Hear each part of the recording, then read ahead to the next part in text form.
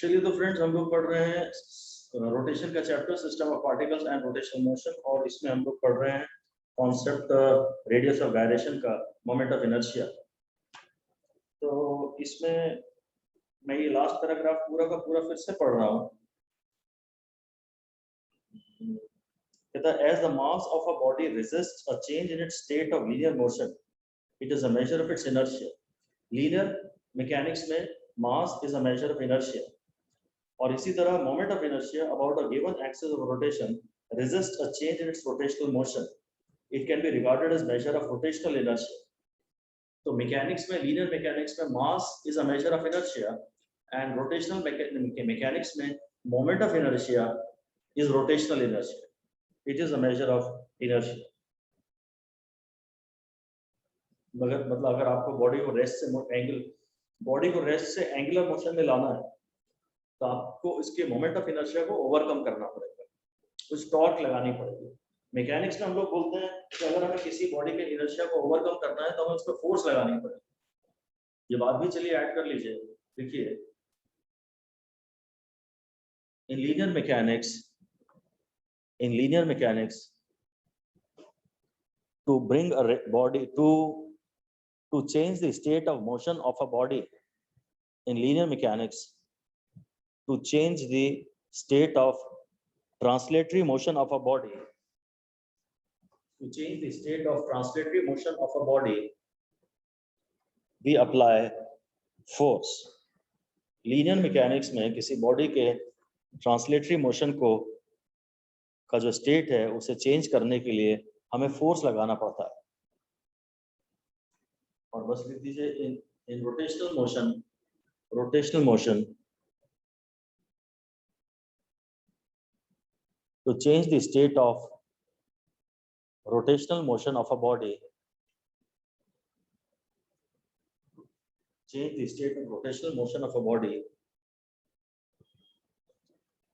we need to overcome its moment of inertia. To change the state of rotational motion of a body, we need to overcome its moment of inertia. And for this we have to apply a torque. बस linear motion में inertia चाहता है कि body को जैसी है वैसी पड़ी रहे, रेस्ट पे है तो रेस्ट पे पड़ी रहे, और चलती है तो चलती ही रहे। अगर रेस्ट पे पड़ी है और आप मोशन में लाना चाहते हैं तो आपको फोर्स लगा के उसको मोशन में लाना पड़ेगा, और अगर चल रही है और आप उसे रोकना चाहते हैं तो आपको फोर्स लगा के उसको रोकना पड़ेगा। ऐसे ही पंखे की बात करें, अगर पंखा रेस्ट पे है और उसे एंगुलर मोशन में लाना है, रोटेशनल मोशन में लाना है, तो हमें उस पर मोमेंट ऑफ इनर्शिया उसका ओवरकम करना पड़ेगा, उस पर टॉर्क लगानी पड़ेगी। और पंखा ऑलरेडी अगर चल रहा है और उसको हमने उसे स्विच ऑफ कर दिया तो फ्रिक्शन उस पर फ्रिक्शनल टॉर्क लगा के उसके एंगुलर मोशन को डिस्ट्रॉय करता है। रोटेशनल मोशन में टॉर्क, लीनियर मोशन में फोर्स, लीनियर मोशन में मास, और रोटेशनल मोमेंट में मोमेंट ऑफ इनर्शिया। बस तो ठीक है, ये हम सब अच्छे से समझते ही हैं। It can be regarded as a measure of rotational inertia of the body. It is a measure of the way in which different parts of the body are described at different distances from the axis. It is a measure of the way in which different parts of the body are distributed at different distances from the axis. वो जो moment of inertia है ना, वो इस बात पर depend करता है, बेसिकली K, जो रेडियस ऑफ गायरेशन है, वो इस बात पर डिपेंड करता है। इसकी एक लाइन लिख दीजिए आप तो कि K is a measure of the way in which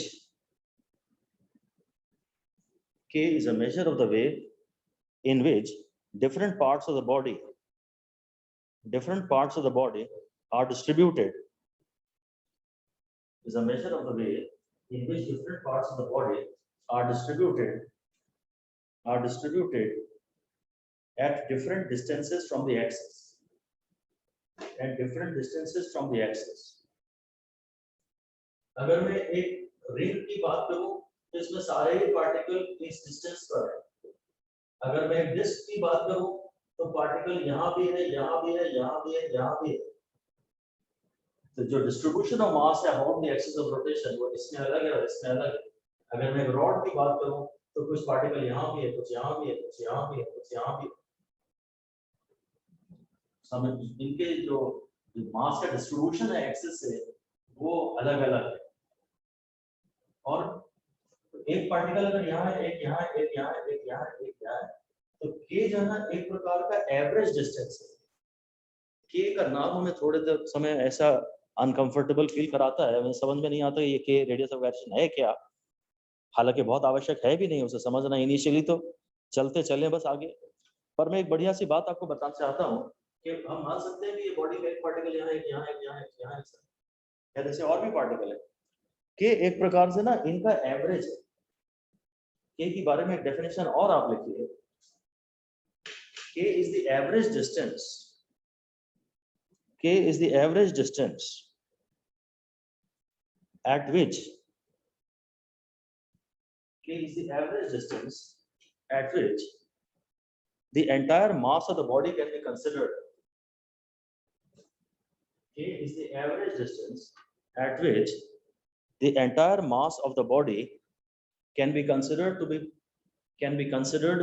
be concentrated, can be considered to be concentrated as a point mass. K is the average distance at which the entire mass of the body can be considered to be concentrated,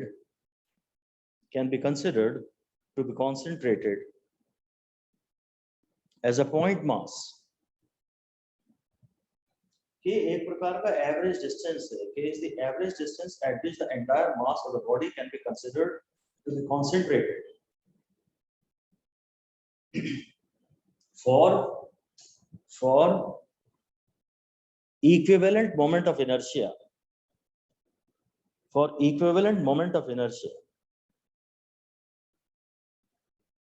K is the average distance at which the entire mass of the body can be considered to be concentrated as a point mass.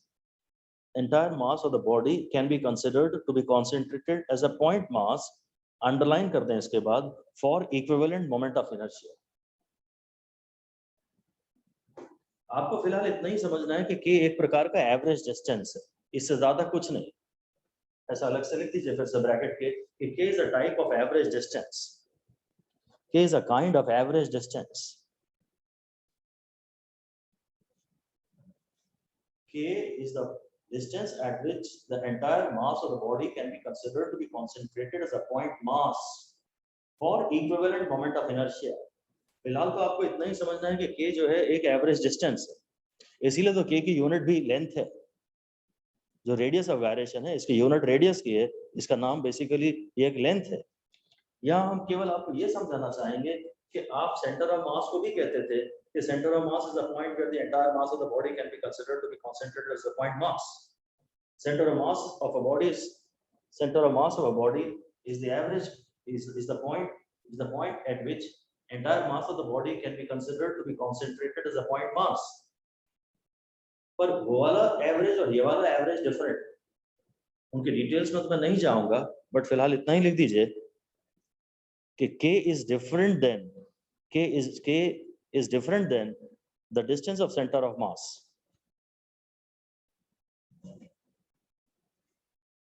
K is different than the distance of center of mass. Centre of मास भी ऐसा ही एक point था जहां पे हम body के पूरे मास को कॉन्सेंट्रेटेड मान सकते थे, पर एक्चुअली सेंटर ऑफ मास की कैलकुलेशन में हम लोग करते थे न्यूमरेटर में समेशन ऑफ mr, तो वहाँ r पॉजिटिव होता था कभी और कभी r नेगेटिव होता था, तो उसका कैलकुलेशन पे फर्क पड़ता था।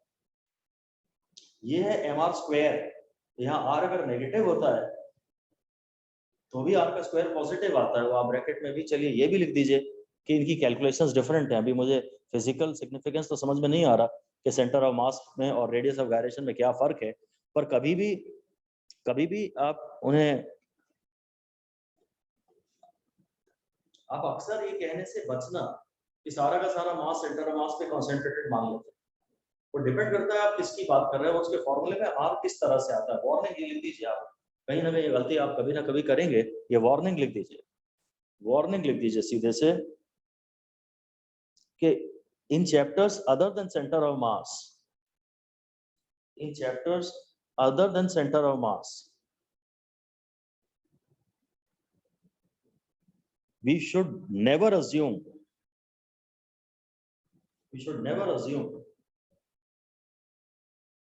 the entire mass. We should never assume the entire mass to be concentrated. We should never assume the entire mass to be concentrated at center of mass. अगर आप सेंटर ऑफ मास के चैप्टर में numerical कर रहे हैं तब तो चलेगा, तब तो आप कर लीजिए कि सारे के सारे मास को पॉइंट मास के रूप में सेंटर ऑफ मास पे रखा हुआ मान लीजिए, या इवन सेंटर ऑफ ग्रेविटी में भी चलेगा, ब्रैकेट में लीजिए also we can do so in centre of gravity as well. आप सीजी को भी पूरे सेंटर पे एक्ट करता हुआ मान सकते हैं, सेंटर ऑफ मास को और सेंटर ऑफ ग्रेविटी को दोनों को आप ज्योमेट्रिकल सेंटर पे काम करता हुआ मान सकते हैं, अक्सर दोनों को आप ज्योमेट्रिकल सेंटर पे काम करता हुआ मान सकते हैं अक्सर। अभी डिस्क पढ़ा लेने दीजिए तो मैं आपको बेटर समझा दूंगा यहाँ क्या फर्क है। अगर पूरी डिस्क की बात करूंगा ना तो पूरी डिस्क में जो सेंटर ऑफ मास है वो उसके एकदम ठीक ज्योमेट्रिकल सेंटर पे आएगा, पर डिस्क के केस में जो रेडियस ऑफ गायरेशन है वो सेंटर पे नहीं आएगा, जो सेंटर ऑफ गायरेशन वो सेंटर पे नहीं आएगा। कारण ब्रैकेट लिख दीजिए कि it actually depends upon the power of r radius, the power of r in the formula, it depends upon the power of r in the formula. अगर अभी मैं आई की बात कर रहा हूं तो वो summation of m are square, अगर मैं सेंटर ऑफ मास की बात करता था तो xcm summation of mx upon summation of m आता था, mr लिख देता हूं, यहाँ r टू द पावर 1 है, r टू द पावर 2 है।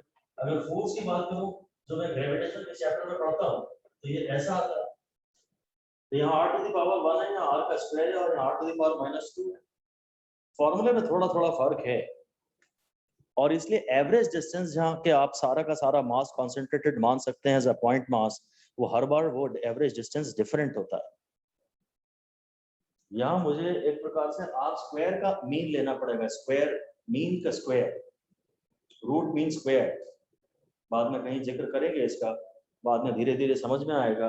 इसके फॉर्मूले में r टू द पावर 1 आता है, इसके फॉर्मूले में r का स्क्वायर आता है, तो यहाँ एवरेज r निकालने की एक अलग ही मैथमेटिक्स होगी, बहुत ही डिफरेंट कहानी होगी, उसे हम अभी नहीं समझ सकते।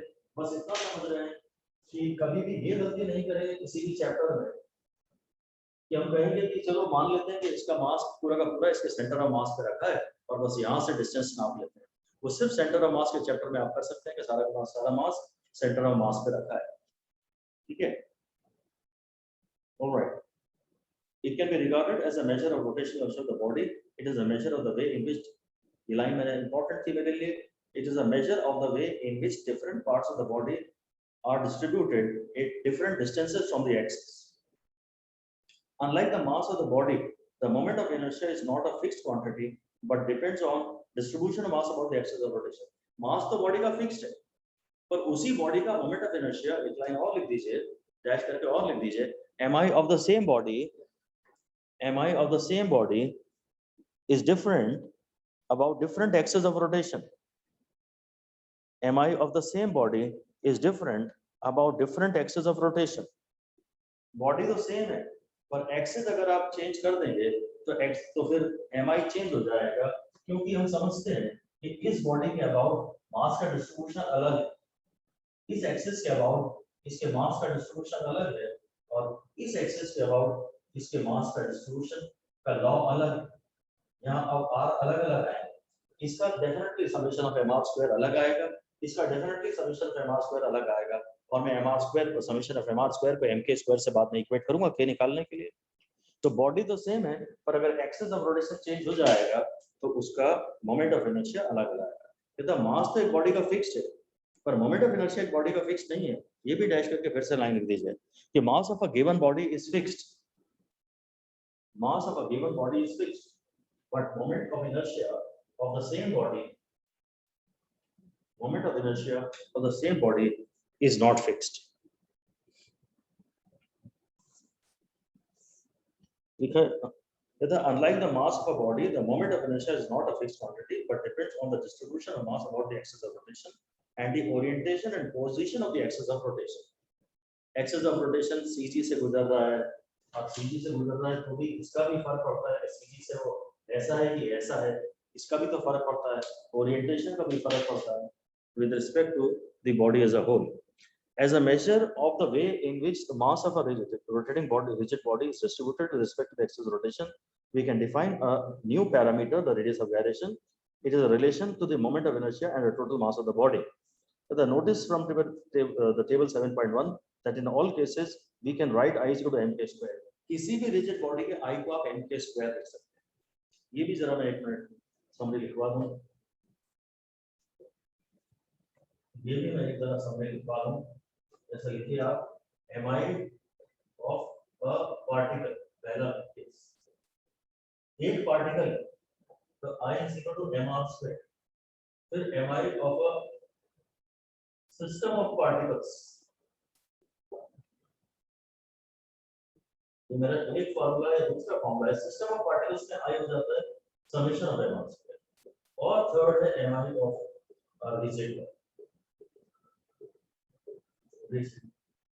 मतलब इसमें मास का कंटीन्यूअस डिस्ट्रीब्यूशन, इसका मास का कंटीन्यूअस डिस्ट्रीब्यूशन है. इसमें I का फॉर्मूला हम सिर्फ एक कह सकते हैं और वो है mk स्क्वायर. रिजिड बॉडी में कोई सी भी रिजिड बॉडी हो, जनरल फॉर्मूला उसका लिखा जा सकता है I is equal to mk square. General formula उसका लिखा जा सकता है I is equal to mk square. कोई भी रिजिड बॉडी हो. अब आप ज्यादा तो एक्चुअली अब हम जब जिस मुकाम पे हैं वहां जैसे हमें ये स्क्वायर रॉड का mi बताएगा, इसका mi बताएगा, स्फीयर का mi बताएगा, मैं सबके mi को mk स्क्वायर से इक्वेट कर सकता हूं. किसी भी रिजिड बॉडी के mi को आप mk स्क्वायर से इक्वेट कर सकते हैं. ये टेबल 7.1 अभी हम पढ़ते हैं अलग से, जिसमें इन लोगों ने दिया है moment of inertia of some regular shaped bodies about specific axes. इसमें इन लोगों ने कहते हैं notice from the table 7.1 that in all cases we can put I is equal to mk square where k has the dimensions of length. तो k के dimensions क्या है वो अपने आप में एक अच्छा क्वेश्चन तो है. For a rod about the perpendicular axis at its midpoint, similarly k is equal to r by 2 for the circular disc. नहीं r by 2 तो अच्छा about the diameter. ठीक, ये मैं भी आपको अलग से क्वेश्चंस के रूप में कराऊंगा. The length k is a geometric property of the body and the axis of rotation. तो geometric property of the body मतलब बॉडी का शेप अगर अलग हो जाएगा, ये लाइन स्टेटमेंट भी लिख दीजिए अलग से कि k is a geometric property of the body, k is the geometric property of the body and the axis of rotation. एक स्टार इस पे दे दीजिए. ऐसे एनसीईआरटी की ऐसी लाइनें उठा के वो पूछ लेगा ट्रू या फॉल्स. हालांकि इन लाइनों के बारे में पहली बार में चिंता न की जाए, बिल्कुल जब आप एग्जाम के बहुत करीब आ जाएं तब ऐसी फाइन लाइनों को पकड़िएगा. अभी से ऐसी एक एक लाइन के चक्कर में आप पढ़े तो फिर आपका ध्यान न्यूमेरिकल्स से हट जाएगा और वो बहुत ही तकलीफ होगी. फिर आप कभी फिजिक्स को जीत नहीं पाओगे. इन फाइन लाइनों पे आप शुरू में ध्यान न दें. आप इसकी एनसीईआरटी की आपको कम से कम मिनिमम मेरे हिसाब से 20 रीडिंग लगानी पड़ेगी अच्छी गहरी for a period of 2 years. पर शुरू में अगर आपने रीडिंग लगाई तो आप कभी कुछ पकड़ ही नहीं पाओगे. शुरू में तो जितना जल्दी हो न्यूमेरिकल पे जाइए, आधा एक घंटा एक न्यूमेरिकल को दीजिए, वो बने या ना बने, नहीं भी बनेगा तो भी आप बहुत कुछ सीखेंगे. That learning is more important. ये तो यहाँ ब्लैक एंड व्हाइट में लिखा ही हुआ है. It is not going to change. It's not going to go anywhere. Numerical से लड़िए, चाहे बने चाहे ना बने, कितना ही फ्रस्ट्रेशन हो, ये सोचना बहुत नुकसानदेह रहेगा कि पहले थियोरी अच्छी कर लेते हैं फिर न्यूमेरिकल करेंगे. चलिए आगे बढ़ते हैं. Length k is a geometric property of the body and the axis of rotation. It is called the radius of gyration. The radius of gyration of a body about an axis may be defined as the distance from the axis of a point mass whose mass is equal to the mass of the whole body and whose moment of inertia is equal to the moment of inertia of the body about the axis. और equivalent moment of inertia बोल रहा है. फिर से मैं अपने वही सुंदर शब्द रिपीट करना चाहूंगा कि radius of gyration is the distance at which the entire mass of the body can be considered to be concentrated as a point mass for the equivalent moment of inertia. और उसमें वो भी add कर देना चाहिए था कायदे से about the given axis of rotation. about the given AOR, about the given AOR, ये तो हर जगह given axis of rotation की बात तो आपको करनी ही करनी है। कहता है thus the moment of inertia of a rigid body depends on the mass of the body। ठीक है, mi के फॉर्मूले में तो आ ही रहा है m k स्क्वायर, तो ये मास पे तो डिपेंड करता ही है, और बाकी सारी उन चीजों पे डिपेंड करता है जिसपे k डिपेंड करता है। एक बॉडी का mi, चलिए एक लाइन लिखिए, एक और एक लाइन लिखिए कि mi of a body depends on its mass, mi of a body depends on its mass, but बड़ी इंपॉर्टेंट बात है k of a body does not depend on its mass। ये काफी इंपॉर्टेंट बात है, 3 स्टार दे सकते हैं आप k वाली बात पे। k बॉडी का मास पे डिपेंड नहीं करता, k बॉडी का मास पे डिपेंड नहीं करता। It does not also depend on size, ये साइज पे भी डिपेंड नहीं करता k, अभी थोड़ी देर में आपको और क्लियर हो जाएगा। I हर उस बात पे डिपेंड करता है जिस पे m डिपेंड करता है, I हर उस बात पे डिपेंड करता है जिस पे m डिपेंड करता है, और I हर उस बात पे डिपेंड करता है साथ में जिस पे कि k डिपेंड करता है। k किस किस पे डिपेंड करता है थोड़ा बहुत तो हमें समझ में आया कि distribution of mass about the axis of rotation, एक मॉलिक्यूल R1 पे, एक मॉलिक्यूल R2 पे, एक मॉलिक्यूल R3 पे, एक मॉलिक्यूल R4 पे, तो इन सब का जो एवरेज डिस्टेंस है वो k है। k is the average distance at which the entire mass of the body can be considered to be concentrated to the point mass for equivalent moment of inertia about the given axis of rotation। तो k हर उस चीज पे जिस पे k depend करता है उस पे I तो डिपेंड करेगा ही करेगा, क्योंकि I के फॉर्मूले में m k स्क्वायर आ रहा है। इसीलिए कह रहा है the moment of inertia for a rigid body depends on the mass of the body, its shape and size, distribution of mass about the axis of rotation and the position and orientation of the axis of rotation। आप फिर से इस बात को सीधी लिख दीजिए अगली line में, I is equal to mk square, I is equal to mk square, so I depends on mass of the body, I depends, I का फॉर्मूला है mk square, डिसीजन तो हम केवल फॉर्मूले से ही लेंगे, I का फॉर्मूला है mk square, so I depends on mass of the body and all those factors on which k depends। I body के मास पे डिपेंड करता है और हर उस फैक्टर पे डिपेंड करता है जिस पे k डिपेंड करता है, and all those factors on which k depends।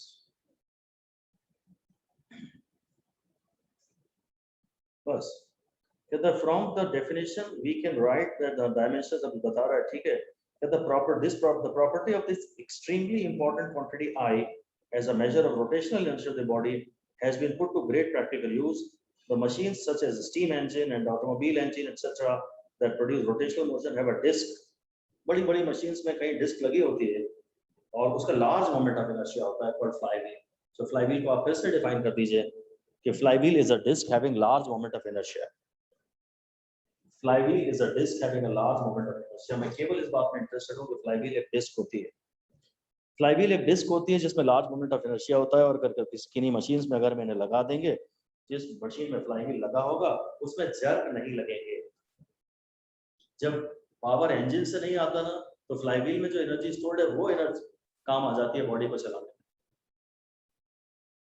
उसके और डिटेल में हम ना जाएं तो ज्यादा अच्छा रहेगा, इतना ही याद कर लें कि फ्लाईव्हील के लगे होने से कितना इसका मोमेंट ऑफ इनर्शिया ज्यादा है ना, the flywheel resist the sudden increase और डिक्रीज द स्पीड। आई का तो काम ही ये है कि सडन चेंज को अपोज करे, तो जिसका आई ज्यादा होगा वो अपोजिशन ज्यादा करेगा, तो स्पीड ज्यादा चेंज नहीं हो पाएगी। I is rotational inertia, it opposes change, sudden change, any kind of sudden change. Speed अचानक बढ़ेगी तो इनर्शिया चाहेगा कि एकदम से ना बढ़े, थोड़ी देर में बढ़े, तो उतनी देर में तो उतनी देर तक स्पीड कांस्टेंट रखेगा ना। ऐसी एक लाइन और लिख दीजिए कि inertia whether linear inertia or rotational inertia opposes any sudden change।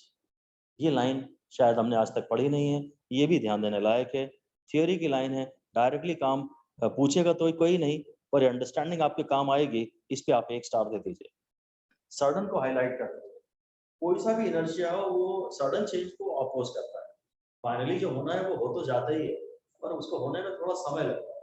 Sudden change को इनर्शिया अपोज करता है।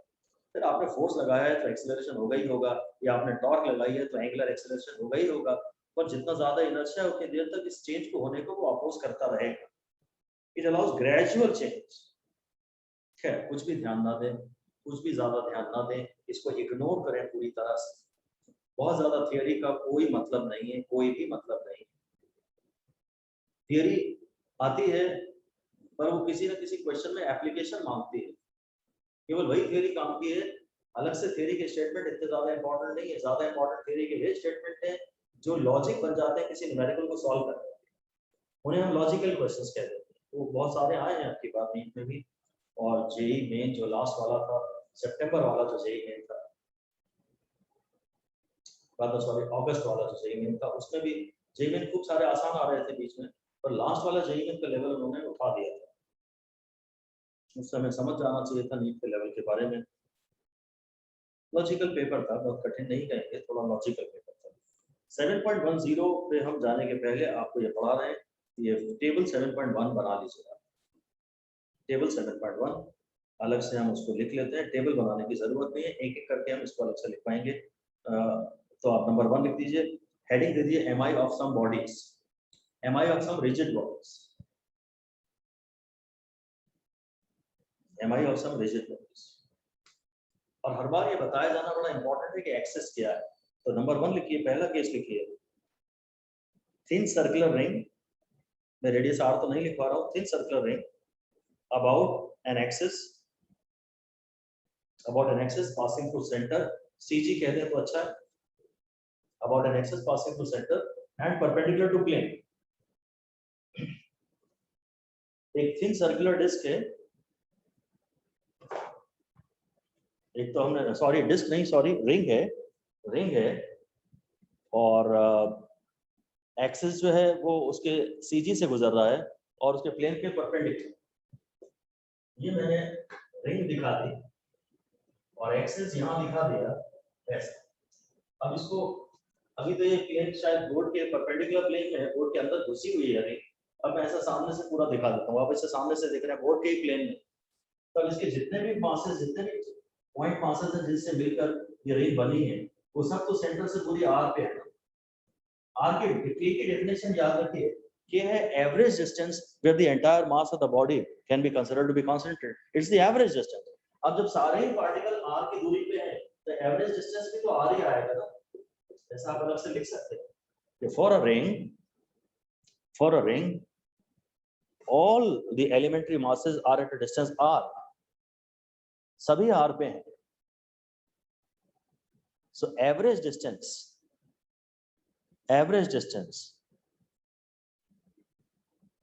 will also be r। जब सभी r पे हैं, कोई 0 पे होता, कोई 1 पे होता, कोई 2 पे होता, कोई r पे होता, तो एवरेज कहीं बीच में आता। जब सारे के सारे पार्टिकल r के दूरी पे हैं, जब सारे के सारे पार्टिकल r के दूरी पे हैं, तो एवरेज डिस्टेंस भी r के बराबर होगा। क्लास में अगर किसी के 0 नंबर है और किसी के 100 नंबर है तो एवरेज कुछ बीच में आएगा, पर अगर सबके ही 100 में से 100 हैं, क्योंकि व्हाट्सएप यूनिवर्सिटी पे पेपर सॉल्व हो रहा है, सबके ही 100 में से 100 हैं, तो क्लास के एवरेज मार्क्स भी 100 ही हैं। तो k जो कि एवरेज डिस्टेंस है where the entire mass of the body can be considered to be concentrated, that average distance is equal to r। so I का फॉर्मूला जो कि हमेशा ही m स्क्वायर कहा जा सकता है, रिंग के केस में m स्क्वायर कहा जाएगा। रिंग के केस में एवरेज डिस्टेंस r है, क्योंकि हर एक पार्टिकल का डिस्टेंस r है। The average distance where all the molecules can be considered to be lying as a point mass is equal to r।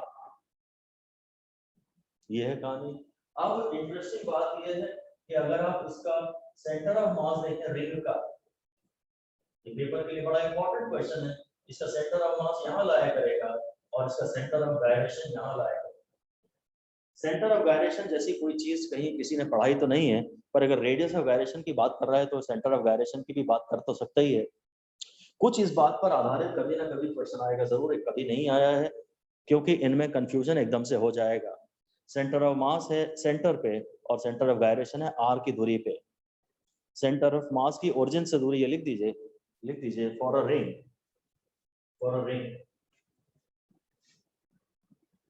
distance of center of mass from the origin, distance of center of mass from the center of the ring is 0। बढ़िया बात है, बहुत प्यारी बात है, 4 star आप दे सकते हैं इस बात पे। Distance of centre of mass from the centre of the ring is 0। अगर यूनिफॉर्म रिंग है तो distance of centre of mass from the center of the ring is 0, but distance of radius of gyration from the but distance of radius of gyration from the center of the ring is equal to r. अब आप इसके centre of मास को और radius of gyration को, centre of मास के distance को और radius of gyration के डिस्टेंस को सबको बताया है, दोनों को बताया है।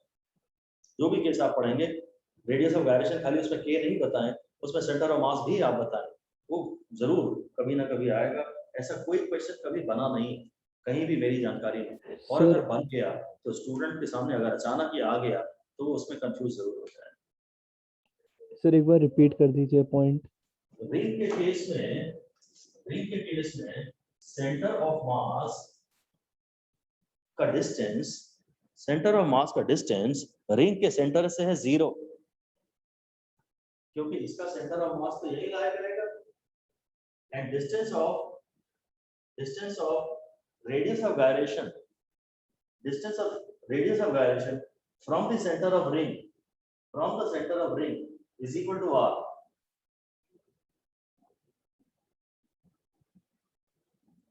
सेंटर ऑफ रिंग से रेडियस ऑफ गायरेशन का डिस्टेंस r के बराबर है, क्योंकि r वो एवरेज डिस्टेंस है जहां सारा का सारा मास रखा हुआ माना जा सकता है, और रिंग के केस में हर एलिमेंट्री मास r की दूरी पे है।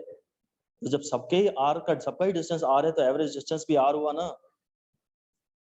रिंग के केस में k की वैल्यू r है, सेंटर ऑफ मास यहाँ आएगा सिमेट्री के पॉइंट पर, और centre of gyration, radius of gyration बिल्कुल r के बराबर है, k की वैल्यू r है। अब आप अगली हेडिंग दे दीजिए, थिन सर्कुलर डिस्क, सॉरी अच्छा अगला है thin circular ring about a diametrical axis. ये पढ़ा ना तो thin circular ring about a diametrical axis है तो वही रिंग। अब मैं रिंग पूरी ऐसी बना रहा हूँ आपको कि कॉपी के प्लेन में है, बोर्ड के प्लेन में आपको दिख रही है। अब आप इस एक्सिस की बात कर रहे हैं, इसका नाम है आई डायरेक्ट। ये जो एक्सिस होता है ना, इसको मैं नॉर्मली आई जेड कहता हूँ, क्योंकि मैं मानता हूँ कि रिंग एक्स वाई प्लेन में है। नॉर्मली हम मानते हैं, जो पहला केस हमने पढ़ाया था ना, उसमें रिंग हम ऐसे मान रहे थे कि एक्स वाई प्लेन में है, और ये जेड एक्सिस मानते हैं हम नॉर्मली। जब कोई एक्सिस स्पेसिफाइड नहीं होता तो यही एक्सिस माना जाता है, passing through CG and perpendicular to plane, उसको हम नॉर्मली जेड एक्सिस कह देते हैं। रिंग एक्स वाई प्लेन में है और इस एक्सिस के अबाउट हम इसके रोटेशन ट्राई कर रहे हैं, इस एक्सिस के अबाउट घुमाना चाह रहे हैं इस पूरे रिंग को। तो जो मोमेंट ऑफ इनर्शिया है, रोटेशन पूरा इमेजिन ना करें, पूरे रोटेशन को इमेजिन करने की जरूरत नहीं है, इसमें बस आंसर याद करें कि यार यहाँ mr स्क्वायर आता है। अब अगर एक्सिस ऐसा है, प्लेन में ही है, मतलब साफ साफ बड़ा बड़ा लिख दीजिए, आपने तो लिखा है ना डायमेट्रिकल एक्सिस ना, इसका मतलब क्या है कि एक्सिस सीजी से गुजर रहा है एंड इन द प्लेन है, लिख दीजिए आप एक्सिस passes through CG, ये बात तो सही है, और बड़ा बड़ा लिख दीजिए in the plane. Axis CG से गुजर रहा है और रिंग के प्लेन में ही है, तो इसका I का फॉर्मूला कैसे आता है वो तो मुझे नहीं पता, पर मैं बस इतना ही बताना चाहता हूँ कि अभी जो I डाया है वो IZ/2 आएगा, तो वो हाफ mr स्क्वायर। पिछली बार mr स्क्वायर आया था, तो ये हाफ mr स्क्वायर आएगा। हाँ, ये बिल्कुल आपको याद करना है, 5 स्टार आपको देने। इसका एग्जैक्ट डेरिवेशन तो अभी मैं नहीं बात कर रहा, थोड़ी देर में कर लूंगा आपसे। अभी मैं इसको थ्योरी से ही सपोर्ट संभालने की कोशिश करता हूँ कि एक्सिस ऐसा था, अब लेटा दिया।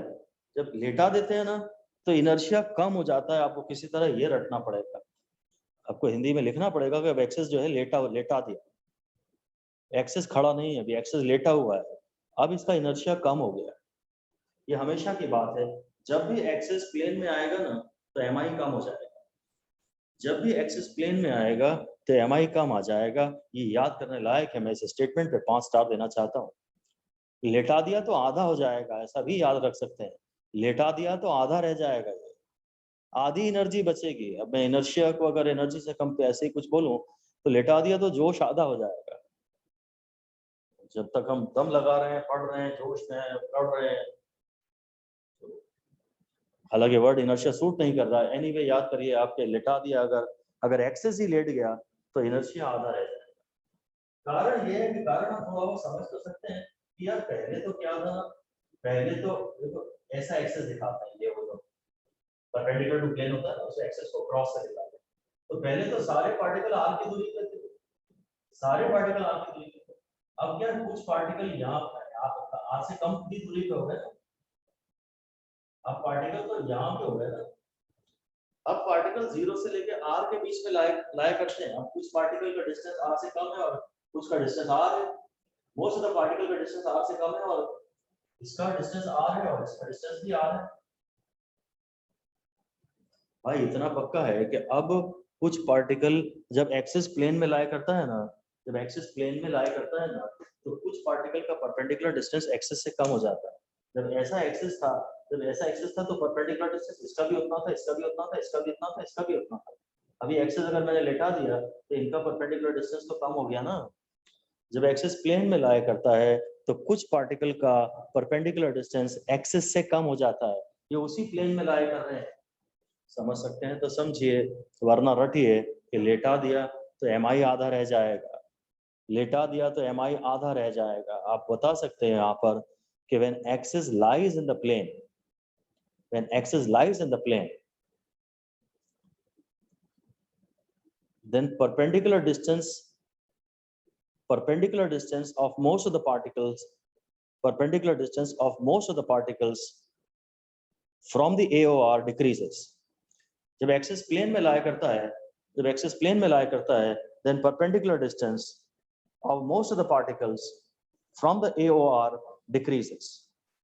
Perpendicular distance of most of the particles from the AOR decreases. अब perpendicular distance इतना ही रह गया भाई, यहाँ तो सबका R है, यहाँ तो सबका perpendicular distance R है, तो किसी का 0 है और किसी का R है। अब तो ज्यादातर जो पार्टिकल्स हैं वो सब 0 और R के बीच में उनका डिस्टेंस है। एक्सिस जब प्लेन में लाया करता है ना, प्लेन में लाया करता है, एक्सिस जब प्लेन में लाया करता है तो ये पार्टिकल अब इतना करीब आ गया। पहले यही पार्टिकल कहाँ था आप देखो, पहले इसका इससे डिस्टेंस देखो, और जब एक्सिस लिटा दिया तो यही पार्टिकल अब यहाँ आ गया। परपेंडिकुलर डिस्टेंस है ना। एक्सिस जब भी प्लेन में लाया करेगा तो एम आई, अगर तुम्हें कुछ नहीं समझ में आ रहा तो जो सबसे छोटा ऑप्शन है उसका रिस्क ले लो। इस तरीके अच्छे तो नहीं है पर फिर भी कुछ तो है, कम से कम हम इस बात को और ज्यादा अप्लाई तो करेंगे। अगर एक्सिस प्लेन में है तो आंसर छोटा आएगा, तो कम से कम जो सबसे बड़ा ऑप्शन है शायद वो आंसर तो नहीं हो सकता। अगर एक्सिस को लिटा देते हैं तो एम आई कम हो जाता है, क्योंकि अब एवरेज डिस्टेंस आर से तो कम ही होगा। Average distance now K will be less than R, K will be less than R. तो मैं एक क्वेश्चन भी लिख सकता हूँ, जैसा कि उसने एक पैराग्राफ के बीच में पढ़ाया था। क्वेश्चन लिख लीजिए, कैलकुलेट के ऑफ अ रिंग, कैलकुलेट के of a ring about a diametrical axis. Diametrical axis का मतलब ही है इन इट्स प्लेन। डायमीटर तो प्लेन से ही गुजरता है, उसी को डायमीटर कहते हैं। तो फिर मेरे को रटा हुआ है कि यार ये जो आई है ये हाफ एम आर स्क्वायर होता है और ये एम के स्क्वायर भी है, एम हमेशा कैंसिल ही हो जाएगा, के की वैल्यू फिलहाल आ रही है आर बाय 2। अगर रिंग की मैं बात कर रहा हूँ और उसके डायमेट्रिकल एक्सिस के अबाउट बात कर रहा हूँ तो एवरेज डिस्टेंस के की वैल्यू r बाय रूट 2 आ रही है। इसको याद करने की जरूरत नहीं है, इसे हर बार डिराइव करें।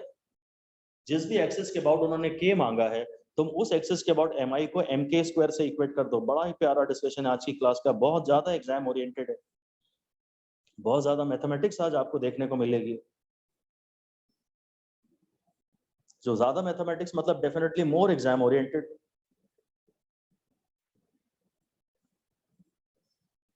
थियरी तो ये नहीं बना नहीं सकते, थियरी तो जितनी भी एनसीईआरटी में है वो गूगल पे मिल ही जाएगी, तो उसकी तो चीटिंग आसानी से हो सकती है।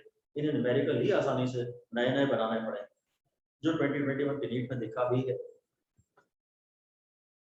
न्यूमेरिकल में ही उन्होंने थियरी अप्लाई करवाई है, क्योंकि न्यूमेरिकल डायरेक्टली गूगल लेंस पे आपको नहीं मिल पाएंगे।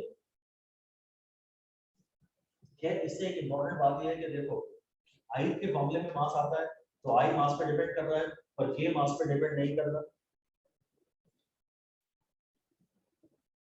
के मास पे डिपेंड नहीं कर रहा, के डिपेंड्स ओनली ऑन ज्योमेट्री, के केवल ज्योमेट्री पे डिपेंड करता है एंड AOR पे डिपेंड करता है, एक्सिस ऑफ रोटेशन पे, उसकी पोजीशन क्या है, उसका ओरिएंटेशन क्या है, वगैरह वगैरह। के किस किस पे डिपेंड करता है, किस पे नहीं करता है, थोड़ा फॉर्मूले से ही सोचें तो अच्छा रहेगा। मास पे तो डेफिनेटली नहीं करता है, मास पे तो डेफिनेटली नहीं करता है। अच्छा, मैं ना इसकी कभी कभी आपसे k/r की भी बात कर रहा हूँ। k/r, चलो एक्चुअली इसका k/r नहीं, k²/r² निकल पाता है, वही मैं करता हूँ। क्वेश्चन लिख दीजिए आप, क्वेश्चन लिख दीजिए, calculate k²/r² for a ring. Calculate k²/r² for a ring. अब अगर उन्होंने एक्सेस नहीं बताया है तो बड़ी प्रॉब्लम है भाई, बिना एक्सेस के हम कुछ नहीं कर सकते। तो सॉल्यूशन में लिख दीजिए, क्वेश्चन समाप्त हो चुका है, और सॉल्यूशन में लिख दीजिए when nothing mentioned we will consider it to be z axis. कुछ जब नहीं बताया है तो हम मोस्ट सिंपल केस मानेंगे कि the ring is in xy plane, हम ये अज्यूम करेंगे रिंग xy प्लेन में है and we have to discuss about z access.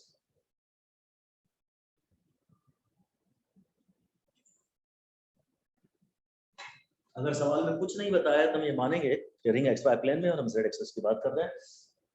भाई I होता है mr², और मैं किसी भी I किसी भी रिजिड बॉडी का I को m² लिख सकता हूं, तो इससे k²/r² आ गया 1। k की वैल्यू k/r नॉर्मली कोई नहीं पूछता है, आप आगे देखेंगे फॉर सम रीजंस हम लोग k²/r² में ही इंटरेस्टेड रहते हैं। वो k भी पूछ सकता है r के टर्म्स में, पर k²/r² फिलहाल ना। यहाँ मैं आपको और एक बढ़िया प्यारी सी बात बताने वाला हूँ, बड़ा इंटरेस्टिंग और बड़ा इंपॉर्टेंट एग्जाम ओरिएंटेड डिस्कशन है इस समय। साहब मैं ये कह रहा हूँ कि एक रिंग का k²/r² रिंग के रेडियस पे भी डिपेंड नहीं करता। जो k है वो तो r/1 है, तो k तो रेडियस पे डिपेंड करता है, और जो k/r है या तो k²/r² या जो k²/r² वो तो फिर रेडियस पे भी डिपेंड नहीं करता है। ऐसे ही कुछ आपको लिखना है। देखिए k depends k for a given shape. अब मैं रिंग की ही बात कर रहा हूँ, मैं आपसे असल में रिंग की ही बात कर रहा हूँ। For a given shape and a given AOR, for a given shape and a given AOR, k depends on r। Given shape के लिए मतलब मैं रिंग की बात कर रहा हूँ और एक डेफिनेट एक्सिस की बात कर रहा हूँ।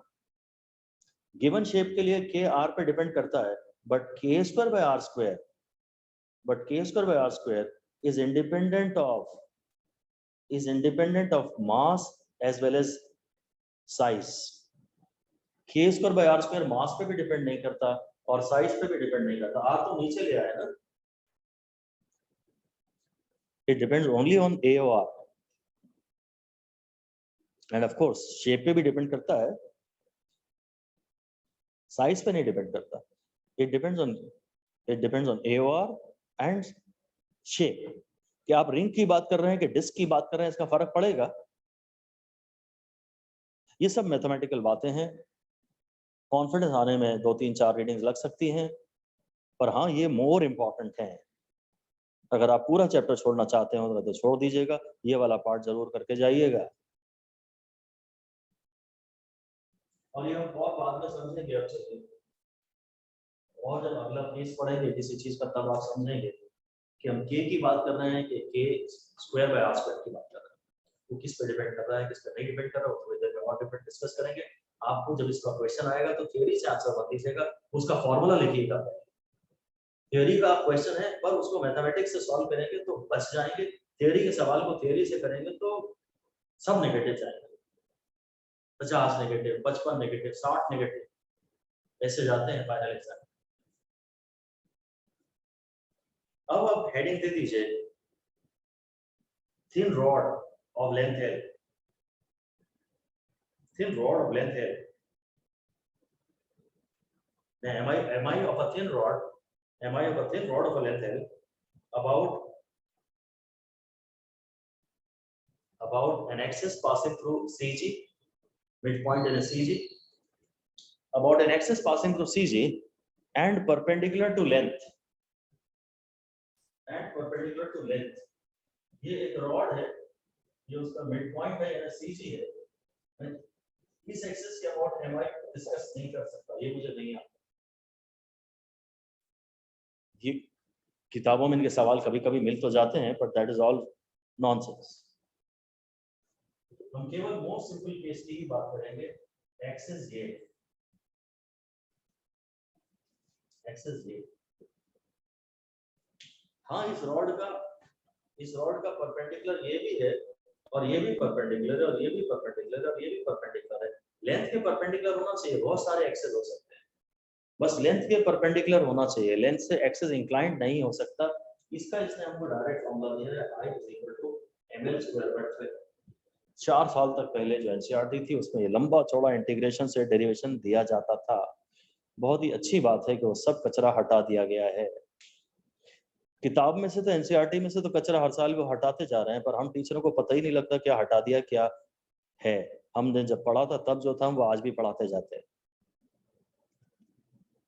बहुत अच्छा है कि अब हम पेपर का लेवल ऊपर आया है हल्का सा, नहीं एनसीईआरटी के ऊपर आया ऐसा तो मैं नहीं कह पाऊंगा, हल्का सा हायर लेवल आया है as compare to previous years, but है वो पूरा प्योरली एनसीईआरटी बेस्ड। इसलिए एनसीईआरटी को ही आपको बेस बुक बनाना है। आइडियली कोई और आपके पास प्रिंटेड मैटर नहीं होना चाहिए सिवाय एनसीईआरटी के। कोई स्टडी मैटर आइडियली तो नहीं होना चाहिए। एनसीईआरटी आपका बेस्ट पॉसिबल स्टडी मटेरियल दिया है। आई का फॉर्मूला है ml²/12 रॉड के लिए, एक्सिस रॉड के सीधी से गुजरना चाहिए और उसकी लेंथ के परपेंडिकुलर होना चाहिए। उसकी लेंथ के परपेंडिकुलर होना चाहिए। हम देखेंगे कि लेंथ के परपेंडिकुलर केवल एक एक्सिस नहीं, ये भी लेंथ के परपेंडिकुलर है, ये भी लेंथ के परपेंडिकुलर है, ये सारे एक्सिस लेंथ के परपेंडिकुलर हो सकते हैं। Anyway fine. सो अब हम इसमें सीधे से यही बात करते हैं, क्या बोलते हैं, आई जो mk² है और ml²/12 है, m कैंसिल हो गया, k² = l²/12, k = l/√12 और √12 जो है 4 3 सा 4 को मैं बाहर ले जाऊंगा, रूट पे तो ऐसा हो जाएगा, तो k का फॉर्मूला है। और अगर k/l की बात कर लूं तो ये 1/2√3, ठीक है। k का फॉर्मूला है l/2√3। ये थोड़ा सा असली फॉर्मूला तो खैर ml²/12 ही आपको याद रखना है। ये जो आपने लिखा था इसी पे आपको बस 5 स्टार देने हैं, बस वही केवल याद करिए ml²/12 और बाकी सब छोड़ दीजिए। 12 कैसे आए ये मत पूछना, बस बोल देना कि रॉड मार दूंगा ना खोपड़ी के सेंटर में तो 12 बज जाएगी तुम्हारी, इसलिए रॉड में नीचे 12 आता है, 12 बजा देगी, जमीन में गाड़ देगी तुमको तो 12 आता है नीचे। और ऊपर डायमेंशनली mr² तो आना चाहिए, r नहीं दिया तो l दिया तो ml² आएगा ऊपर, 12 बज जाएगी भाई साहब, खोपड़ी खुल जाएगी। अब फिर से मैं यही कह रहा हूँ, देखो k तो l पे डिपेंड करेगा। अगर रॉड बड़ी हो जाएगी तो उसका एवरेज डिस्टेंस भी बढ़ेगा। 50 में मार्क्स देंगे तो एवरेज मार्क्स 50 से कम आएंगे और 100 में से मार्क्स देंगे तो एवरेज मार्क्स 100 के आसपास कुछ आएंगे। अगर टोटल लेंथ ही बढ़ जाएगी तो एवरेज ये बढ़ जाएगा। ये एक एवरेज डिस्टेंस है, it is average distance when the entire mass can be considered to be concentrated as a point mass. अगर l बढ़ेगी तो k बढ़ेगा, पर किसी भी रॉड के लिए k/l तो फिक्स्ड है ना। तो मैं आपसे कह रहा हूं कि k मास पे डिपेंड नहीं करता, हाँ k लेंथ पे डिपेंड करता है, और k/l तो रॉड का किसी भी रॉड का सेम। इसे हम कुछ भी नहीं लिख रहे हैं, अभी आगे ही बात करेंगे, बस आपको कुछ दिख रहा है थोड़ा बहुत तो अच्छा है। वो case for a rod k²/l² की भी मैं लिस्ट बना देता हूं। रॉड का वो k²/l² नहीं पूछ सकता है तो वो 1/2। रॉड में इनमें से कोई रिजल्ट को अलग से पूछ सकता है, हम तो केवल वही याद करेंगे और ये डिराइव करेंगे। k²/l² पूछ सकता है, k/l पूछ सकता है और k को पूछ सकता है l के टर्म्स में। रिंग का एक फॉर्मूला मैंने पढ़ा Iz वाला। रिंग में Iz है mr² और लेटा दिया एक्सेस को, डायमीटर बना दिया तो mr²/2 और रॉड में 12 बजा दी, खोपड़ी खोल दी सेंटर में से ml²/12। इतना बस हमने अभी तक याद किया है। चौथा केस लिखिए, अगला केस लिखिए, mi of a circular disc about normal axis और circular disc about normal axis. Normal axis मतलब वही Iz, नॉर्मल एक्सेस मतलब Iz।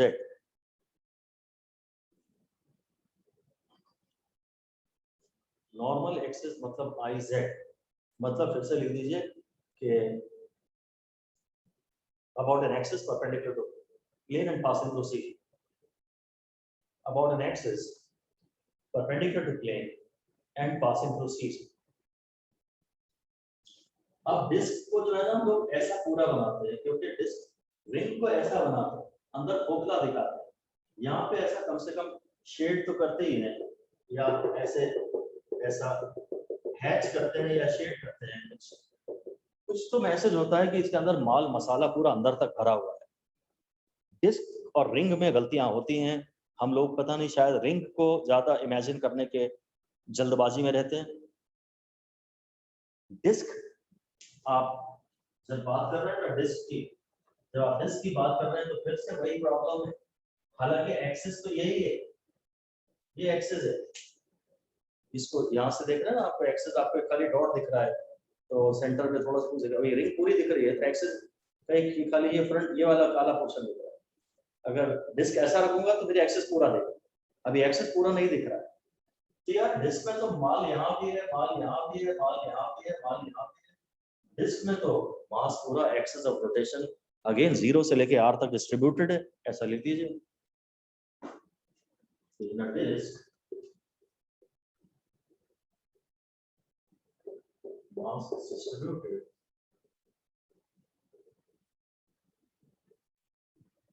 from 0 to R even for normal axis. कोई मास यहाँ भी है, कोई मास यहाँ भी है, कोई मास यहाँ भी है, कोई मास ये भी है। डिस्क में तो अंदर पूरा थ्रू आउट माल ही माल है, मटेरियल है, मॉलिक्यूल्स ही मॉलिक्यूल्स हैं।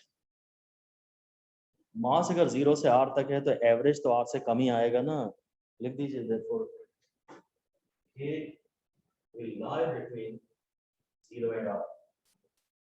K will be less than or equal to R. Equal to तो नहीं बोल सकता मैं, K will be less than R ही बोलना पड़ेगा। K less than R है, खैर हम पहले नहीं बुझा रहे, आपको डायरेक्टली बोल रहे हैं कि भाई यहाँ K R का रूट हो जाता है, और I जो है इसलिए MK स्क्वायर है, और इसलिए वो M into R by root 2 का स्क्वायर है, वो हाफ है मास। K जो है वो हाफ है मास, मतलब I का फॉर्मूला है हाफ है मास स्क्वायर। डिस्क के केस में इसको लेटा देंगे ना, डिस्क के केस में जो पहला ये जो MI आ रहा है, ये IZ यही आधा, हाँ रिंग से तो कम आना ही चाहिए ना यार, रिंग में तो सारा मास मैक्सिमम दूरी पे था, वो मैं अलग से अभी करा देता हूँ आपको याद, बस आपको ये हाफ MR स्क्वायर याद करना है बस, इस पे 5 स्टार जाएंगे। अगर डिस्क होगी तो इसका आंसर हाफ MR स्क्वायर आएगा, इस पे 5 स्टार आपको देने चाहिए, और बहुत अच्छे से बहुत सीरियसली इसको याद करना चाहिए, और रीजन के लिए ज्यादा बॉदर नहीं करना चाहिए। शुरू में आपको सपोर्ट करना है तो ये कहिए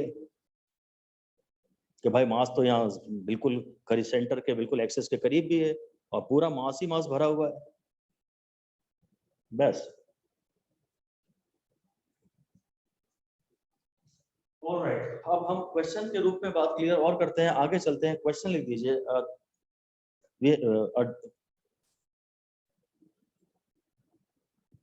we have a disk and a ring, we have a disk and a ring of same mass and same radius. We have a disk and a ring of same mass and same radius.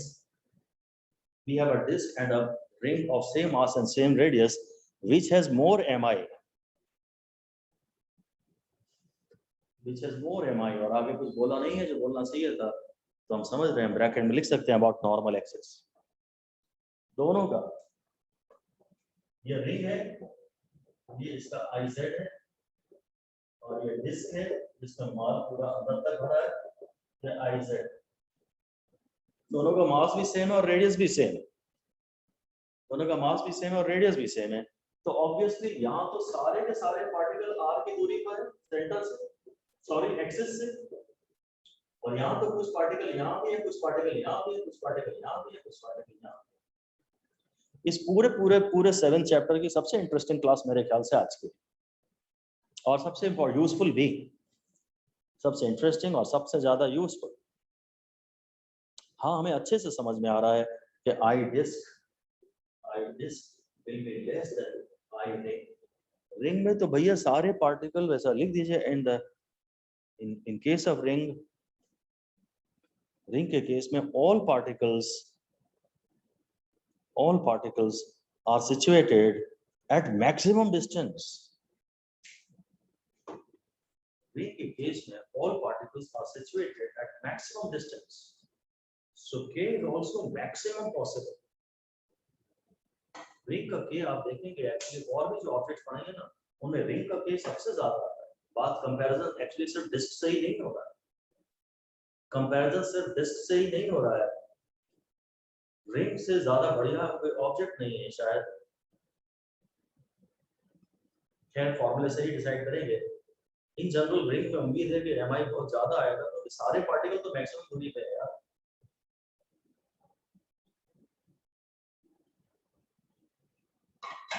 Axis से हर particle की दूरी r है, तो k की value r होगी, तो ring का MI ज्यादा आएगा। डिस्क में तो पार्टिकल एक्सिस के बहुत पास भी है, तो एवरेज डिस्टेंस r से कम आएगा। बस अब अगला केस लीजिए, पांचवा केस है MI of a disc about diameter. Disc about a diameter,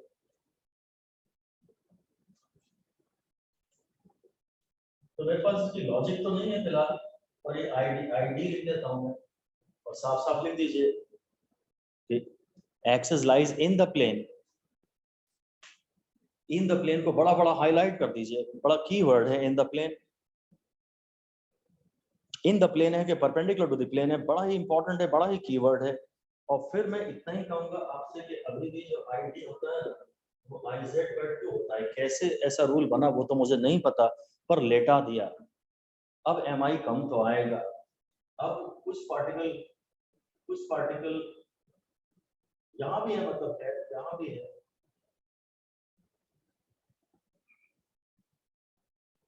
एक परपेंडिकुलर डिस्टेंस अब और कम हो जाएगा, और कम हो जाएगा। पहले इसी का पहले मान लीजिए ये IZ वाला केस। अब अगर मैं इस पार्टिकल की बात करूं तो डिस्टेंस इतना था, अगर तुम्हारा ये एक्सिस है ये डिस्टेंस कम हो गया ना। पहले तुम परपेंडिकुलर डिस्टेंस लेते थे, पहले तुम्हारा जैसे ये पार्टिकल है इससे ये डिस्टेंस लोगे थे, और जब एक्सिस मैंने ऐसा बना दिया तो डिस्टेंस ये हो जाएगा। इसी की बात कर लेता हूँ, इसी की बात कर लेता हूँ। जब एक्सिस डायमीटर से गुजर रहा है तो डिस्टेंस इतना सा बचा है, और जब एक्सिस ये था तो इसी पार्टिकल का डिस्टेंस इतना था ना। ये शायद इमेजिन थोड़ा सा करना टफ है, तो इमेजिनेशन का ध्यान ना दें, समझने की कोशिश ना करें, रटें। अगर याद हो गई सवाल बनने लगेंगे तो समझ में आने लगेगा। आपका सीक्वेंस गलत है, आप सोचते हैं पहले समझ लें फिर सवाल करेंगे, उल्टा है। अगर रट लें, पहले नंबर 1 रटें, नंबर 2 सवाल करें, और बहुत बाद में समझने का प्रयास करें, आसानी से समझ में आ जाएगा। सर एक्चुअली सर जब कोई क्वेश्चन नहीं बनता है तो हमें लगता है कि शायद हमने समझा नहीं है ठीक से, तो सर हम फिर से समझने पर जो है जंप कर जाते हैं। चलेगा वो हिट एंड ट्रायल ही चलेगा, रैंडम ही चलेगा, कोई इशू नहीं है। और मेरे हिसाब से तो अगर उसकी सॉल्यूशन है तो सॉल्यूशन देखने में कोई बुराई नहीं है। अगर सॉल्यूशन देख के समझ में आ रहा है तो it is still much much much much better than going to the for the theory again. Okay sir. अगर थोड़ा सा रैंडमनेस तो रहेगी, बट सवाल नहीं बनता तो इरिटेट ना हो। बस यही देखें कि इस लेवल कहीं एकदम अलग लेवल की बात तो नहीं है, एकदम डायरेक्ट जो बातें क्लास में कराई गई हैं उनसे मिलता जुलता एकदम डायरेक्ट टाइप का जो सवाल है वो आपको बस ट्राई करना है। थोड़ा भी उसमें कुछ नया दिख रहा है तो सवाल ट्राई नहीं करना है। फिर सॉल्यूशन पे ग्लांस करिए, अगर इजीली समझ में आ रही है तो फिर ठीक है, और उसके बाद भी कॉन्फिडेंस नहीं आ रहा तो जान दे। थ्योरी में जाने में कोई नुकसान नहीं है, ऐसा मैं नहीं कह रहा थ्योरी बिल्कुल जाए ही नहीं, बीच बीच में जाते रहे। वो थोड़ा सा रैंडम तो चलता है, फॉर सम टाइम रैंडम चलता है, but still more thrust should be on the numerical part and not on the theory part. Numerical part में अटक रहे हैं और मन नहीं मान रहा, सब साथ में रख के बैठे, कॉपी खोल के रखिए, एनसीईआरटी खोल के रखिए और पीवाईक्यू लगाइए, और जैसे ही मन करता है तुरंत कॉपी में देख लीजिए, तुरंत एनसीईआरटी में पढ़ लीजिए, उसमें कोई नुकसान नहीं। बट एटलीस्ट आपका ऑर्डर तो डिफाइंड है ना।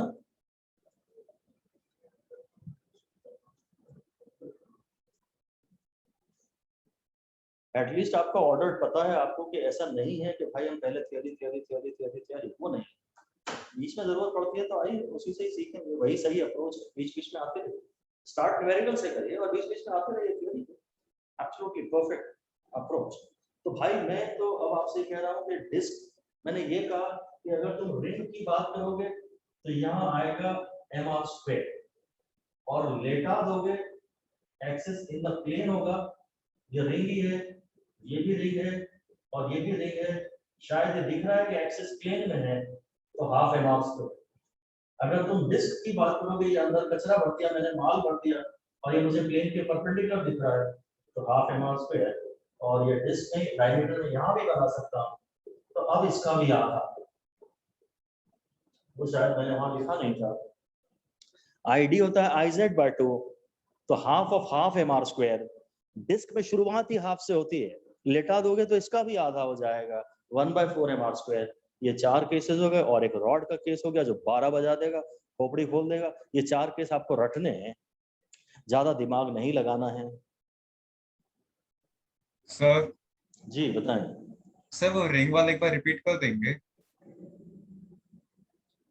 रिंग वाला पढ़ाते पढ़ाते हम बुढ़े हो गए यार, तुम कह रहे हो रिंग वाला फिर से रिपीट कर दो। नहीं सर, अभी आपने डायग्राम में शो किया ना वो एक बार, वो जी, एक्सिस कहाँ से प्लेन है। ये तो अगर ये तो दिखना चाहिए आपको, ये प्लेन के परपेंडिकुलर है और और सर ये वो लेटा हुआ है दूसरा वाला।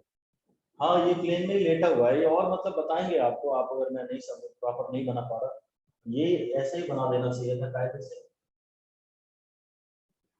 इसमें शायद क्लियर दिख रहा है in the plane. Sir means along the diameter. Along the diameter, yes. अच्छा yes sir. Perpendicular to plane है या अलोंग द डायमीटर है, वो सवाल में एम्पली क्लियर होगा। Yes sir. क्लियर होगा।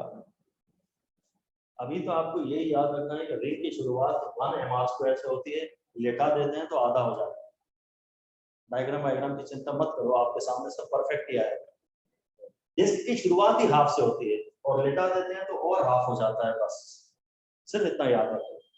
रिंग से ज्यादा बढ़िया एमआई, रिंग से बहुत ज्यादा एमआई किसी का नहीं होता। रिंग का परफेक्ट एमआई होता है तो रिंग का mr² होता है और लेटा देते हैं तो आधा हो जाता है। अब डिस्क का एमआई रिंग से आधा होता है तो डिस्क की शुरुआत ही हाफ mr² से करते हैं और लेटा देते हैं तो और आधा हो जाता है 1/4 mr²। खत्म बात।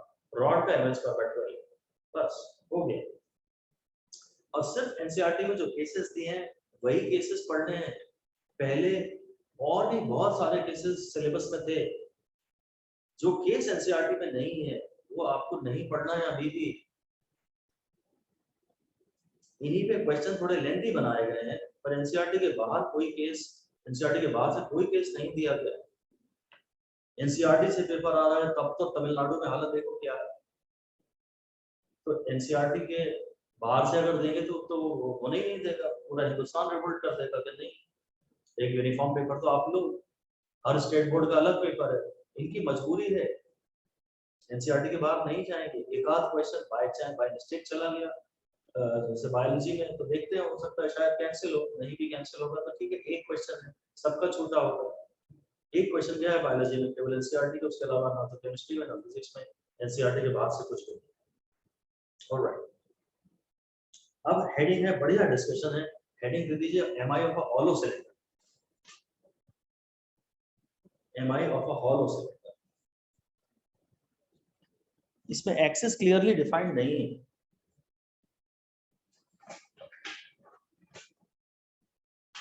MI of a hollow cylinder बड़ा प्यारा केस है, इंटरेस्टिंग केस है, इंपॉर्टेंट केस है।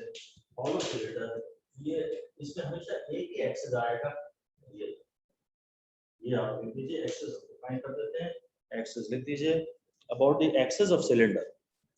सिलेंडर का जो एक्सिस है ना, इसके आगे। Now this is a pretty interesting case. hollow cylinder,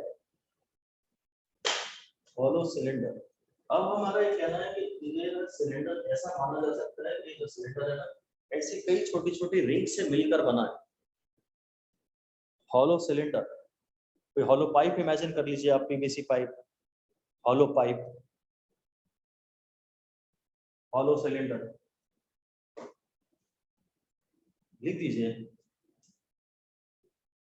elementary section of hollow cylinder is the that is the entire cylinder. Of course, hollow cylinder.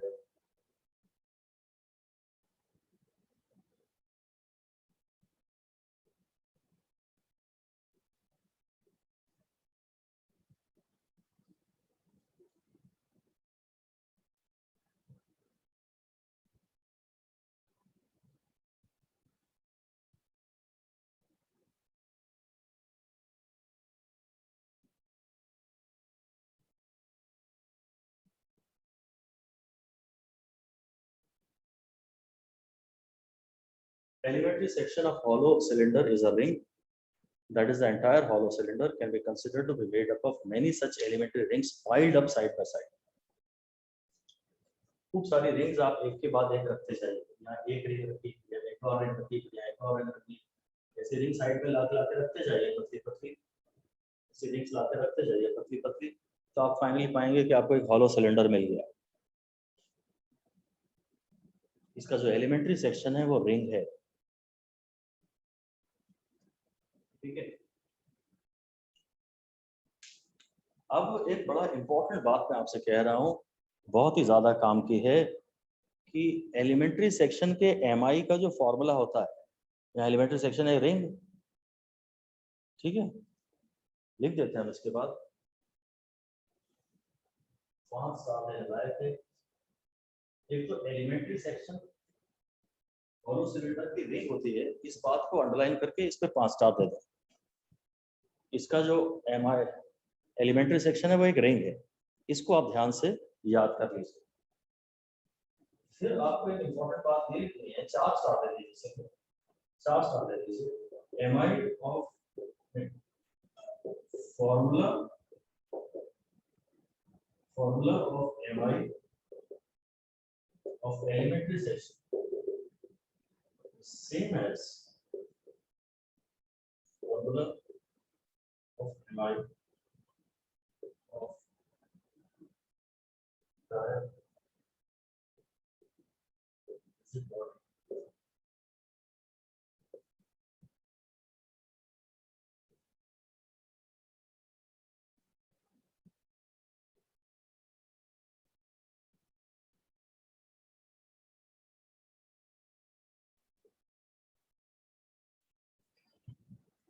formula of MI of elementary section is same as the formula of MI of the entire rigid body, which is made up by such elementary sections. जो इस ring के MI का formula है ना, वही पूरे hollow cylinder के भी MI का फॉर्मूला होगा। कारण मैं भी समझा दूंगा, एक बात नहीं कीजिए, बट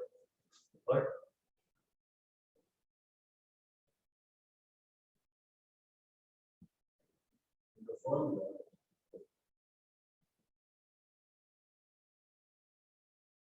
substitute respective mass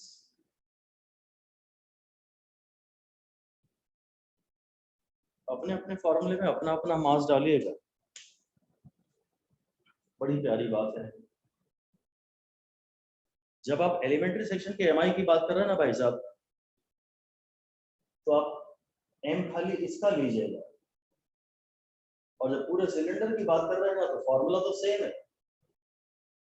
अगर इसका एम आर स्क्वायर है तो पूरे का भी एम आर स्क्वायर है, बट अब आप सिलेंडर में मास पूरे सिलेंडर का लीजिएगा, अपना अपना मास लीजिए। इसका मतलब इनके सिर्फ फॉर्मूले सेम है। मैंने ये नहीं कहा कि इनके एमआई सेम है। लिख दीजिए, वार्निंग लिख दीजिए कि MI of elementary section is not same as MI of the rigid body. MI of elementary section is not same as MI of rigid body. Elementary section का जो एमआई है, उसका जो एमआई है वो रिजिड बॉडी के MI के बराबर नहीं है। Only their formula are same. केवल इनके फॉर्मूले से है, केवल इनके फॉर्मूले से है। हमारी रिजिड बॉडी का तो ज्यादा ही आएगा, क्योंकि रिजिड बॉडी का तो मास ज्यादा ही होगा। फॉर्मूला दोनों का mr² है, पर तुम्हें m अपना अपना लेना है।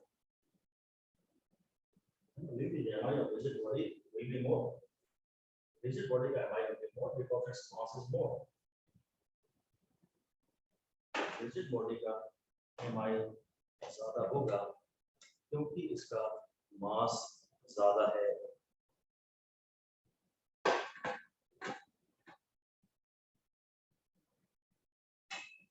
में अब मैं इसे समझाता हूँ आपको कि ऐसा क्यों, हालांकि समझना ज्यादा इंपॉर्टेंट नहीं है। देखो, जब मैं इस रिंग की बात कर रहा था तो इसके पार्टिकल्स का परपेंडिकुलर डिस्टेंस तो इसके शेप ने डिफाइन कर दिया, ये रिंग है, और मेरे को एक्सिस से परपेंडिकुलर डिस्टेंस चाहिए, ये रिंग है, अब ये एक्सिस है, तो मैं एक्सिस के इस पॉइंट से तो परपेंडिकुलर डिस्टेंस नहीं लूंगा, मैं एक्सिस के परपेंडिकुलर तो सबका यही आएगा। अब जब तुम ऐसी एक और रिंग साइड पे लाके जोड़ते हो, तुम ऐसी एक रिंग ये रिंग ऐसी और यहाँ लाके जब जोड़ते हो, ऐसी एक और रिंग जोड़ते हो, ऐसी ये इमेजिन ऐसे डायग्राम बना लेता हूँ, तो भाई अब फिर से मास का डिस्ट्रीब्यूशन तो नहीं चेंज हुआ ना, जो रेडियस ऑफ गायरेशन है वो तो इस पार्ट का भी नहीं चेंज हुआ ना। जो ये एक रिंग है और ये एक रिंग है, तो इस रिंग का जो के होता है भाई इस रिंग का भी के। जब आप मोर मास ऐड कर रहे हो ना, मोर रिंग ऐड कर, एक और रिंग ऐड कर रहे हो ना, तो अब उसका जो परपेंडिकुलर डिस्टेंस है वो भी यहाँ से लोगे ना, यहाँ से थोड़ी लोगे, तो एक्सिस से ही लोगे, और एक्सिस के अब फिलहाल इसी पॉइंट से लोगे, एक्सिस पे बहुत सारे पॉइंट हैं। अब जब तुम्हारा ये भी एक रिंग है और ये भी रिंग है, तो इसका के नहीं चेंज हुआ और इसका के नहीं चेंज हुआ, शेप पे तो डिपेंड करता नहीं है, मतलब रिंग सारे रिंग का तो के सेम ही रहता है, equal to are, mk² mr², तो के इसका सबके आर के बराबर ही रहता है।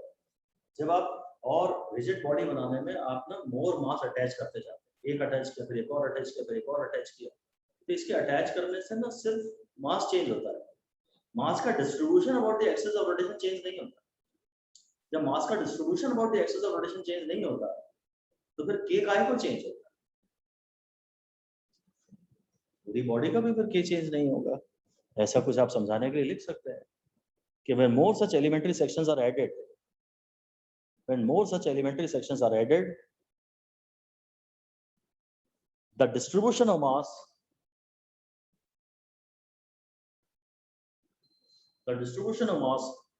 about the axis of rotation, the distribution of mass about the axis of rotation does not change. Distribution of mass about the axis of rotation does not change.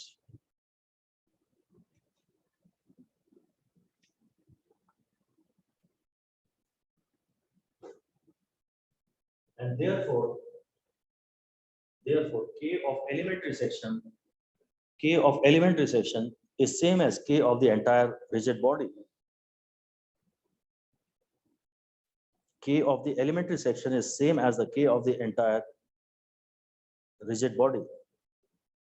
K जो है वो मतलब elementary section है जैसे एक body का cell, building block, एक cell से और फिर वैसे ही कई सेल से मिलकर पूरी बॉडी बन जाती है, बेसिक बिल्डिंग ब्लॉक।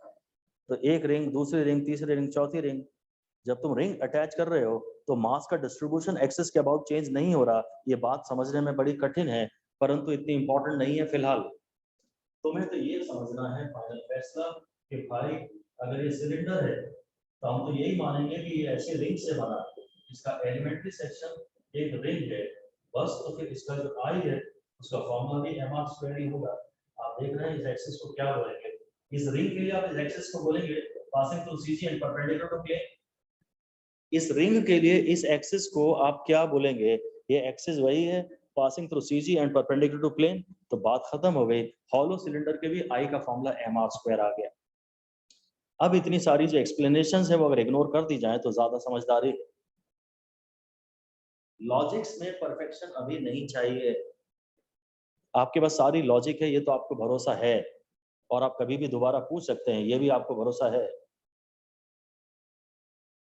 पर फिलहाल लॉजिक्स पर बिल्कुल भी ध्यान ना दें तो ज्यादा अच्छा है। कहीं जा तो है नहीं, कॉपी में लिखी है।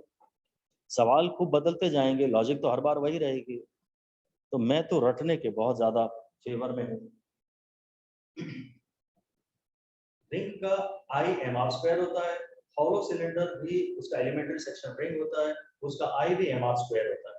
हाँ, जब आप रिंग की बात कर रहे हैं तो मास रिंग का लेंगे जो कि कम होगा, और जब आप हॉलो सिलेंडर की बात कर रहे हैं तो मास सिलेंडर का लेंगे जो कि ज्यादा होगा। बात खत्म। अब इसने एक शायद बात की है, अगली हेडिंग दे दीजिए, solid cylinder. Solid cylinder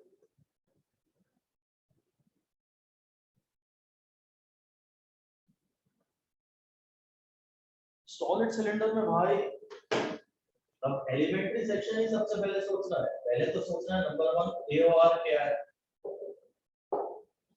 number 2 elementary section क्या है, यही सोचते हैं आपको। एक्सेस ऑफ रोटेशन, ये वो केवल इसी एक्सेस के बारे में सवाल आपको करने हैं। और भी एक्सेस के बारे में सवाल मिलते हैं गाइड्स में, पर वो नहीं करने हैं। PYQ में भी मिलेंगे और एक्सेस के बारे में, पर वो नहीं करने हैं। तो भाई ये एक्सेस ऑफ रोटेशन तो यही है। इसका एलिमेंट्री सेक्शन आपके पास, अभी सॉलिड सिलेंडर है, गन्ना ये सॉलिड है। 1 रुपए का कॉइन रखिए, उसके ऊपर 1 और रुपए का कॉइन रखिए, और 1 और रुपए का कॉइन रखिए, और हीप बना दीजिए। अब ये सॉलिड सिलेंडर हो गया। गाजर हो गई, लौकी हो गई, इनको कट करेंगे तो, जो चॉप करेंगे तो आपको इनका स्लाइस मिलेगा ना कंप्लीट। इनका जो एलिमेंट्री सेक्शन है भाई साहब, वो डिस्क है। और एक डिस्क का जो डिस्ट्रीब्यूशन का मास है, वही एक और डिस्क का भी मास के डिस्ट्रीब्यूशन का लॉ है। यहाँ मॉलिक्यूल 0 से R तक आया करते हैं, और यहाँ इस पॉइंट से डिस्टेंस नापते हैं, इस पॉइंट से नहीं नापते हैं। जब आपने मोर मास अटैच किया तो एक्सेस अब भी तो थोड़ा लंबा हो गया, और आपको परपेंडिकुलर डिस्टेंस चाहिए भाई। जो डिस्टेंसेस का डिस्ट्रीब्यूशन, मास का डिस्ट्रीब्यूशन है, वो बिल्कुल वही का वही है। मास तो बड़ा है पर के नहीं बड़ा है। और डिस्क में तो फॉर्मूला रिंग का आधा होता है, I disc is equal to half I ring, ऐसा याद रखना अच्छा रहेगा। तो आपकी बात, जो आई डिस्क है और जो आई सॉलिड सिलेंडर है, इनका फॉर्मूला हाफ है। जहाँ एम में अपने अपने लूंगा, मैंने दोनों को बराबर लिख तो दिया, पर दोनों बराबर नहीं है। डिस्क का जो एम आई का फॉर्मूला है और वही सॉलिड सिलेंडर के एम आई का फॉर्मूला है, क्योंकि सॉलिड सिलेंडर डिस्क से मिलके बना है। ये आपको, इस पे आपको स्टार देने हैं। इसका एलिमेंट्री सेक्शन क्या है, मैं इस पे चाहता हूँ कि हाँ आप 5 स्टार दे दें। एक्सेस तो शायद यहाँ यही आएगा केवल पेपर में, और कोई एक्सेस नहीं आएगा आपको। I disc is equal to half mr²। Ring का एलिमेंट्री, हमने पहले रिंग पढ़ा था, फिर अब हॉलो सिलेंडर पढ़ा। तो हॉलो सिलेंडर और रिंग एक ही बात है। पहले डिस्क पढ़ा था, अब सॉलिड सिलेंडर पढ़ा। डिस्क और सॉलिड सिलेंडर एक ही बात है। सॉलिड सिलेंडर है ना, थोड़ी मोटी डिस्क ले ली और क्या है, फैला दिया उसको, उस डिस्क को लेके फैला दिया। मास का डिस्ट्रीब्यूशन थोड़ी ना चेंज हो रहा है। एक्सेस ऑफ रोटेशन, जो नया मास ऐड हुआ है, उस नए मास के भी एक्सेस से दूरी डिस्ट्रीब्यूशन का लॉ तो वही है। तो 0 से R के बीच में मास लाया करेगा। सब कुछ वैसा ही है, केवल मास बढ़ा है, मास का डिस्ट्रीब्यूशन चेंज नहीं हुआ है, के चेंज नहीं हुआ है। और इसीलिए मैं कुछ आपको बता रहा था कि के शेप पे डिपेंड, मास चेंज हो जाता है तो के चेंज नहीं होता। यही सब बातें थी। ये भी हो गया। और एक लास्ट है solid sphere. Solid sphere about a diameter. Solid sphere about a diameter.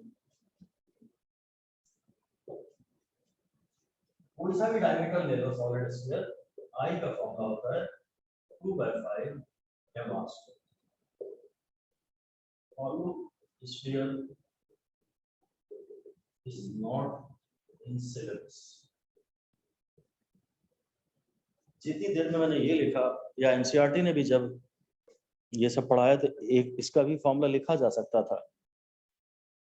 बल्कि तो सिलेबस में इसके बाद और सॉलिड स्फीयर के बाद ब्रैकेट में ओनली लिखा है, अगर सिलेबस कोई पढ़ता हो तो ओनली क्लियरली लिखा है भाई। तो हॉलो स्फीयर नहीं पढ़ना है आपको। इसका आंसर किसी तरह से आपको रखना है। ये आंसर है 2/5 mr²। स्फीयर में भी वो s जैसा आता है ना, स्फीयर में s जैसा आता है सॉलिड स्फीयर, तो ये भी s जैसे ही आ रहा है 5। 2/5 आंसर रिंग से तो कम ही आएगा। रिंग से ज्यादा तो एम आई आ ही नहीं सकता, सॉलिड स्फीयर है ये। तो मैं तो चिंता उस बात की करता हूँ, वार्निंग लिख दीजिए, वार्निंग लिख दीजिए कि check, double check whether it is a solid cylinder और a solid sphere. Double check in the question, question जब आता है तो आप ये ध्यान से देखें कि सॉलिड सिलेंडर है कि सॉलिड स्फीयर। हम लोग जब पढ़ते हैं पेपर में सॉलिड तो उसके बाद खुद ही अज्यूम कर लेते हैं क्या है, हमें स्पीच फॉर्मूला तक याद आ चुका होता है। तो सिलेंडर है कि स्फीयर है, उस पर हम ज्यादा, उस पर से हमारा ध्यान थोड़ा सा हट जाता है। हमेशा लेटर पार्ट में जो second half of the question होता है या सेकेंड हाफ ऑफ एक इंफॉर्मेशन होती है, हमेशा उस पर हमारा ध्यान कम रहता है। पहली जो इन्फॉर्मेशन आती है उससे तो हम पूरा अज्यूम कर चुके होते हैं आखिर तक काम। सॉलिड पे हम पूरी बना लेते हैं नोशन की ये आगे क्या है, वो ध्यान दीजिए। जब तक आप पूरा लेटर हाफ हमेशा is more important, second half always is more important. So ये बात आपको बहुत, ये जो लिस्ट में बनी है बस ये बहुत प्यारी और बहुत अच्छे से आपको याद होना चाहिए, ठीक है।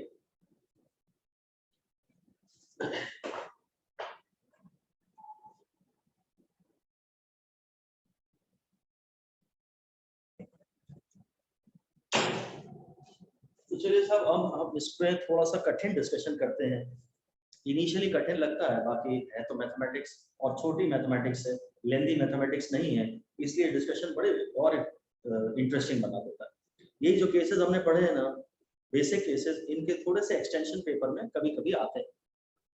बड़ा प्यारा डिस्कशन है, हेडिंग दे दीजिए थ्योरम ऑफ परपेंडिकुलर एक्सिस। पहले ये हेडिंग दे दीजिए, थ्योरम ऑफ परपेंडिकुलर एक्सिस। मतलब एक एक्सिस के हम परपेंडिकुलर एक और एक्सिस बनाएंगे और उसके अबाउट बॉडी का एमआई निकालेंगे। जरा पढ़ो, कहता है these are two useful theorems relating to moment of inertia. We shall first discuss the theorem of perpendicular axis and its simple yet instructive application in working out the moments of inertia of some regular shaped bodies. Theorem of perpendicular axis क्या है कि तुम्हें एक axis के about MI बता दिया।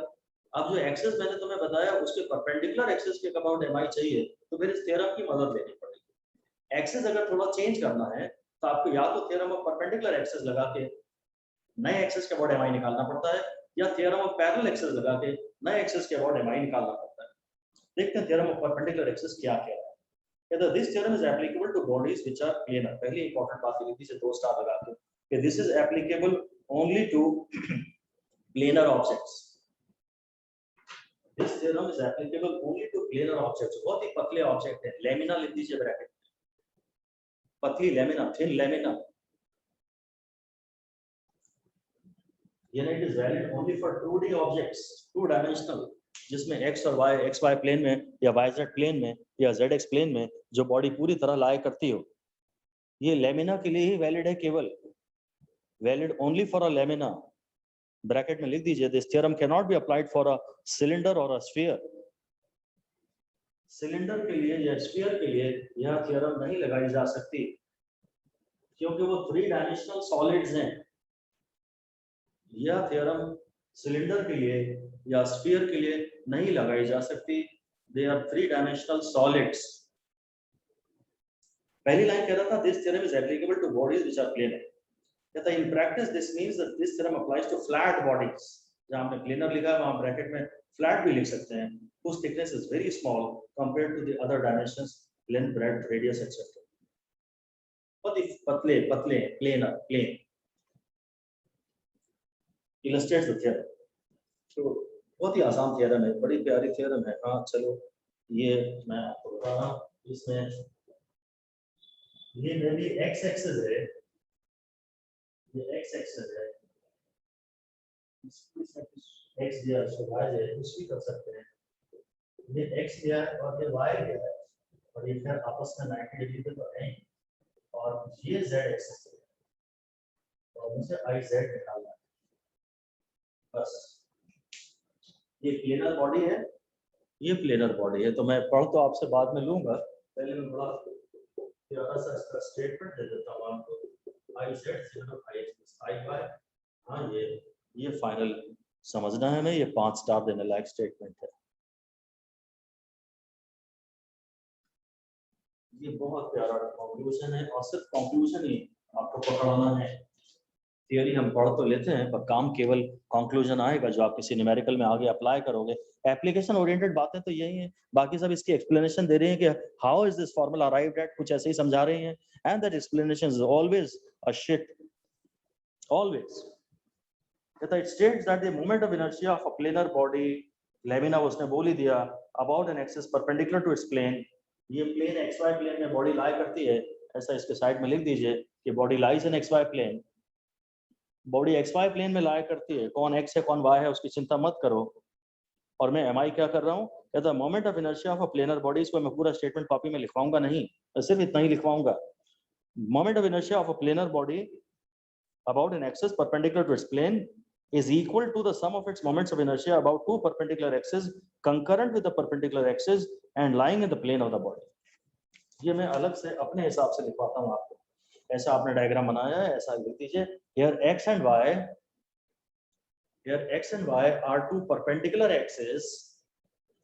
X and y are two perpendicular axes in the plane of lamina.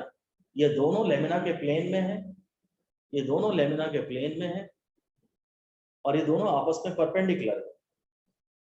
दोनों lamina के प्लेन में है और दोनों परपेंडिकुलर है आपस में। और आगे लिख दीजिए and z is a perpendicular axis. z जो है वो परपेंडिकुलर एक्सिस है। z परपेंडिकुलर एक्सिस है, perpendicular to the plane of lamina, perpendicular to the plane of lamina.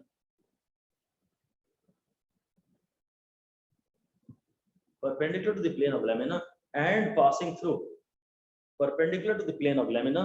z की बात कर रहे हैं, z perpendicular axis है, perpendicular to the plane of lamina and passing through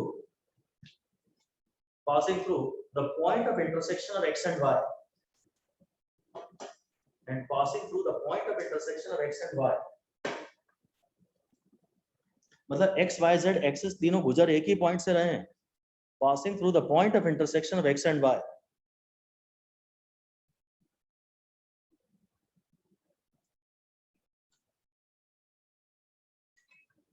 ठीक है, इसीलिए उसने उनको कंकरेंट कह दिया था। कंकरेंट वर्ड हमारे लिए इंपॉर्टेंट नहीं है। एक्स वाई जेड तीनों एक्सेस एक ही पॉइंट से गुजर रहे हैं, इसलिए उन्हें एक ही पॉइंट पे मिल रहे हैं, इसलिए उसका नाम कंकरेंट रख दिया। आपको चिंता मत करो। आप तो खाली ये समझो कि अगर कभी ये मान लीजिए, कभी सपोज ये एक्स जेड प्लेन हुआ, सपोज एक्स जेड प्लेन हुआ, मान लीजिए ये एक्स एक्सिस हुआ, ये जेड एक्सिस हुआ और ये वाई एक्सिस हुआ, तो आई वाई का फॉर्मूला है आई एक्स प्लस आई जेड। ये समझो, आपको बात ही खत्म हो जाएगी सारी। अगर एक ऑब्जेक्ट एक्स जेड प्लेन में लाया करता है, लेमिना है, तो उसके प्लेन के परपेंडिकुलर वाई एक्सिस लाया करेगा। तीनों म्यूचुअली परपेंडिकुलर तो हैं ही, तो आई वाई हो जाएगा I x plus I Z. और ये स्केलर सम है, वेक्टर सम नहीं है। सिंपल एडिशन, आई एक्स निकालिएगा, आई जेड निकालिएगा, फिर आई वाई निकालिएगा। एक बात बस इतना सा चलो मैं याद करा दूंगा तो शायद आपका काम बन जाएगा कि यार जो लेटा हुआ एक्सेस होता है उसके बाद एम आई कम होता है और जो खड़ा हुआ एक्सेस होता है उसके बाद एम आई ज्यादा होता है। तो जो परपेंडिकुलर एक्सेस है वो तो खड़ा हुआ एक्सेस है ना, यहाँ से तो पार्टिकल्स की समेशन में मास पर ज्यादा आएगा ना। लेटा दिया तो पार्टिकल तो एक्सेस के करीब आ गए ना। आप लिख दीजिए M I about perpendicular axis is always more,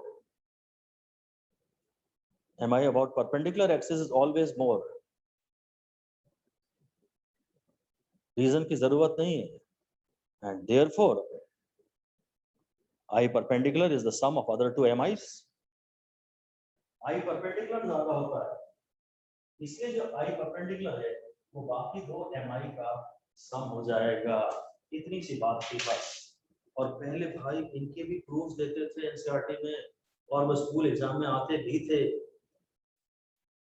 ये तो हम तो इसका डेरिवेशन कभी कराते ही नहीं थे, तो जो हम पहले छुड़वा देते थे अब वैसे ही एनसीईआरटी बनती जा रही है, मोर फ्रेंडली बनती जा रही है, मोर स्टूडेंट फ्रेंडली बनती जा रही है। जो कचरा है ना एनसीईआरटी में से वो धीरे धीरे कम होता जा रहा है। इंपॉर्टेंट चीज एक नहीं हटाई उसने, जैसे हम कोचिंग वाले पहले पढ़ाते थे ऐसी एक चीज एनसीईआरटी ने नहीं हटाई, फिजिक्स का डेरिवेशन बहुत सारे हटा दिए। और हम बहुत ही कम डेरिवेशन कराते थे। जिनको भी हम कह रहे हैं ना कि इम्पोर्टेंट नहीं है, इम्पोर्टेंट नहीं है, आने वाले सालों में हो सकता है वो एनसीईआरटी से और अपने आप ही हटता चला जाए। जो कोर मैटर है वही बचता चला जा रहा है। बहुत 50-60% ही बचे। 5 साल पहले जो फिजिक्स की एनसीईआरटी थी, आज एनसीईआरटी आधी हो गई। चलिए इसको फिर से पढ़ते हैं। एक लाइन कहता है the moment of inertia of a planar body about an axis perpendicular to the plane is equal to the sum of its moments of inertia about two perpendicular axes concurrent to the perpendicular axis which lie in the plane of the body. Plane में दो access perpendicular है plane में, और तीसरा जो पूरे plane के perpendicular है वो इन दोनों परपेंडिकुलर वालों के सम के बराबर है। दो बार इसने परपेंडिकुलर बोल दिया, उससे आपको कंफ्यूजन होगा। जो प्लेन के परपेंडिकुलर है उसके अबाउट एम आई सबसे ज्यादा होता है। जब मैंने लिखा ना M I about perpendicular axis is more, वहां क्लियर लिखें M I about axis which is perpendicular to plane. आपस में जो परपेंडिकुलर है उनकी बात हम नहीं कर रहे। जो प्लेन में लाया करेगा उसके अबाउट एम आई कम आएगा, जो प्लेन के परपेंडिकुलर होगा उसके अबाउट एम आई ज्यादा आएगा। ये इसने कुछ डायग्राम में बनाया भी है। तो theorem of perpendicular axis applicable to planar body, diagram के नीचे जो लिखा है वो मैं पढ़ रहा हूँ। Theorem of perpendicular axis applicable to planar body, x and y axis are two perpendicular axes in the plane and z axis is perpendicular to the plane। बस ठीक है, बहुत थोड़ा सा इसमें से पकड़ना है काम का मैटर और आगे बढ़ जाना है। The figure shows a planar body and axis perpendicular to the body through a point O is taken as z axis। अच्छा एक बात ये भी है कि ये जो पॉइंट O है ना, ये पॉइंट O लेमिना में कहीं भी हो सकता है। ये पॉइंट O नेसेसरली लेमिना का सेंटर ऑफ मास नहीं होना चाहिए। वो लाइन भी लिख दीजिए, इंपॉर्टेंट नहीं है। मैं तो एक भी स्टार नहीं दे रहा, अंडरलाइन कर सकते हैं, आपकी मर्जी है तो, कि point O through which all the three axes pass, point O through which all the three axes pass need not be the center of mass, need not be the center of mass of the lemon, need not be the center of mass of the lemon। ठीक हो गया। Let us look at the usefulness of this theorem। Figure 7.10 में आ रहा है what is the moment of inertia of the disk about its diameter। तो हम इसका derivation हमने बताया था कि डायमीटर के अबाउट mi आधा है। अगर ये iz है तो डायमीटर iz/2 होता है, वही हम बताने वाले हैं। हेडिंग दे दीजिए या इस क्वेश्चन नंबर के साथ डाल सकते हैं mi of a disk about a diameter। हाँ डिस्क है कि रिंग है, बड़ा ध्यान से चेक करना रहता है हमेशा। डिस्क है कि रिंग है, इसमें लफड़ा हो जाता है। mi of a disk about its diameter, इसका हम डेरिवेशन करने जा रहे हैं। इसका डायग्राम के नीचे लिखा है moment of inertia of disc about diameter given its moment of inertia about the perpendicular axis through its centre, है ना, ये लिख दीजिए। तो ये मैं डायरेक्ट बना देता हूँ आपसे, मैं अपनी एक्सप्लेनेशन दे रहा हूँ। मेरा कहना है कि याद रखो, ये जैसे कि उसने आई वायर बोला है, ये एक डायमीटर है, फिर ये भी ना एक डायमीटर, ये भी एक आई डाया है, ये भी एक आई डाया है, और ये आई जेड आएगा। ये अगर x एक्सिस है ये भी, और अगर y एक्सिस है तो I z I x plus I y आएगा। तो आई जेड जो है वो I dia plus I dia आएगा, जो आई जेड है वो 2 आई डाया आएगा, और आई डाया जो है वो आई जेड बाय 2 आएगा, इसलिए वो हाफ एम आर स्क्वायर आएगा। आई डाया जो है वो 1/4 एम आर स्क्वायर आ जाएगा। ऐसा कुछ एसेंशियली वो आपको समझाने वाला है। जैसा ये एक डायमीटर है वैसा ये भी एक डायमीटर है, दोनों डायमीटर के अबाउट एम आई तो सेम आएगा। तो आई एक्स को भी मैंने आई डी लिख दिया और आई वाई को भी आई डी लिख दिया। ये मैं लिखवाऊंगा, डिक्टेट करूंगा, मोटा मोटा ओवरव्यू समझा रहा हूँ कि एसेंशियली इन लाइंस पे हम बात करने वाले हैं। हम इतनी देर में ही परेशान हो जाते हैं कि यार ये पता नहीं समझ नहीं आ रहा। सिर्फ एक ओवरव्यू देते हैं शुरू में हम। बेसिकली तुम आई जेड का formula I x plus I y तो करोगे, अब ये भी एक डायमीटर है और ये भी एक डायमीटर है, इसको भी डाया लिख दिया, इसको भी डाया लिख दिया, तो मुझे क्लियर हो गया कि आई डाया हमेशा ही आई जेड बाय 2 आएगा। ऐसे केसेस में आई डाया जो है वो हमेशा ही आई जेड बाय 2 आएगा। बात खत्म हो गई। देखते हैं एनसीईआरटी ने क्या कहा है। एनसीईआरटी कह रही है आंसर में कि we assume the moment of inertia of the disc about an axis perpendicular to it and to the centre. ये तो हमें पता है half m are square, where m is the mass of this r radius. Now असली बात कह रहा था disc can be considered to a planar body. ठीक है साहब, लेमिना तो है ही, Hence the theorem of perpendicular axis is applicable. ये एक important बात है कि भाई डिसाइड किया कि प्लेनर बॉडी है इसलिए परपेंडिकुलर एक्सिस थ्योरम लगाएंगे, ठीक है। कहता we take 3 concurrent axis x y z हमने ले लिया, ठीक है। अभी तो इसने अबाउट सेंटर ले लिया, सेंटर नहीं भी होता तो चलता, वो अबाउट सेंटर है कि नॉट अबाउट सेंटर है आप उसकी ज्यादा परवाह ना करो। By the theorem of perpendicular axis i z ये सब तो ठीक है। अब असली बात कह रहा है now x and y axis are along two diameters of disc and by symmetry, ये लाइन लिख दीजिए आप कॉपी में कि by symmetry mi of a disk about any diameter will be same. By symmetry mi of a disk about any diameter will be same. तुम ये diameter इसको पोर्शन 1 या पोर्शन 2 इमेजिन करो या तुम पोर्शन 3 और पोर्शन 4 इमेजिन करो, क्या फर्क है। जो इसके लेफ्ट और राइट में मास का डिस्ट्रीब्यूशन है वही इसके भी तो लेफ्ट और राइट में मास का डिस्ट्रीब्यूशन है, सब कुछ तो सेम है। तो जो mi इस डायमीटर के अबाउट आएगा वही mi इस डायमीटर के अबाउट आएगा। ये ऑब्जेक्ट एक सिमेट्रिकल ऑब्जेक्ट है, इसमें सिमेट्री है तो किसी भी डायमीटर के अबाउट mi सेम आएगा। तो ये भी एक डायमेट्रिकल एक्सिस है और ये भी एक डायमेट्रिकल एक्सिस है, बस वो यही समझा रहा है। कहता now x and y are along two diameters of disk and by symmetry the moment of inertia of the disk is same about any diameter। इस लाइन को एनसीईआरटी में अंडरलाइन कर सकते हैं कि mi of a disk about any diameter is same। अगर आपको logic पकड़नी है तो बस इतनी सी लॉजिक पकड़िए। इसी को सेंटर ऑफ मास में कुछ उसने रिफ्लेक्शन सिमेट्री कहा था, हो गया। iz की वैल्यू mr²/4 आ गई, thus the moment of inertia of a disk about any of its diameter is mr²/4। कहता find similarly the moment of inertia of a ring about any of its diameters। Will the theorem be applicable to a solid cylinder? Solid cylinder को applicable नहीं होगा, वो तो हम पहले ही पढ़ा चुके हैं। अब आप हेडिंग दे दीजिए mi of a ring about a diametrical axis।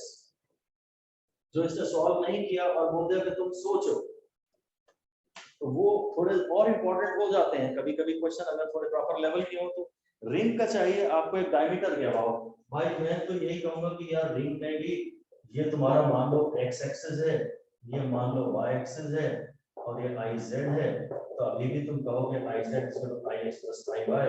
Ring का iz मुझे पता है ऑलरेडी r² होता है और x एक्सिस भी एक डायमीटर है और y एक्सिस भी एक डायमीटर है।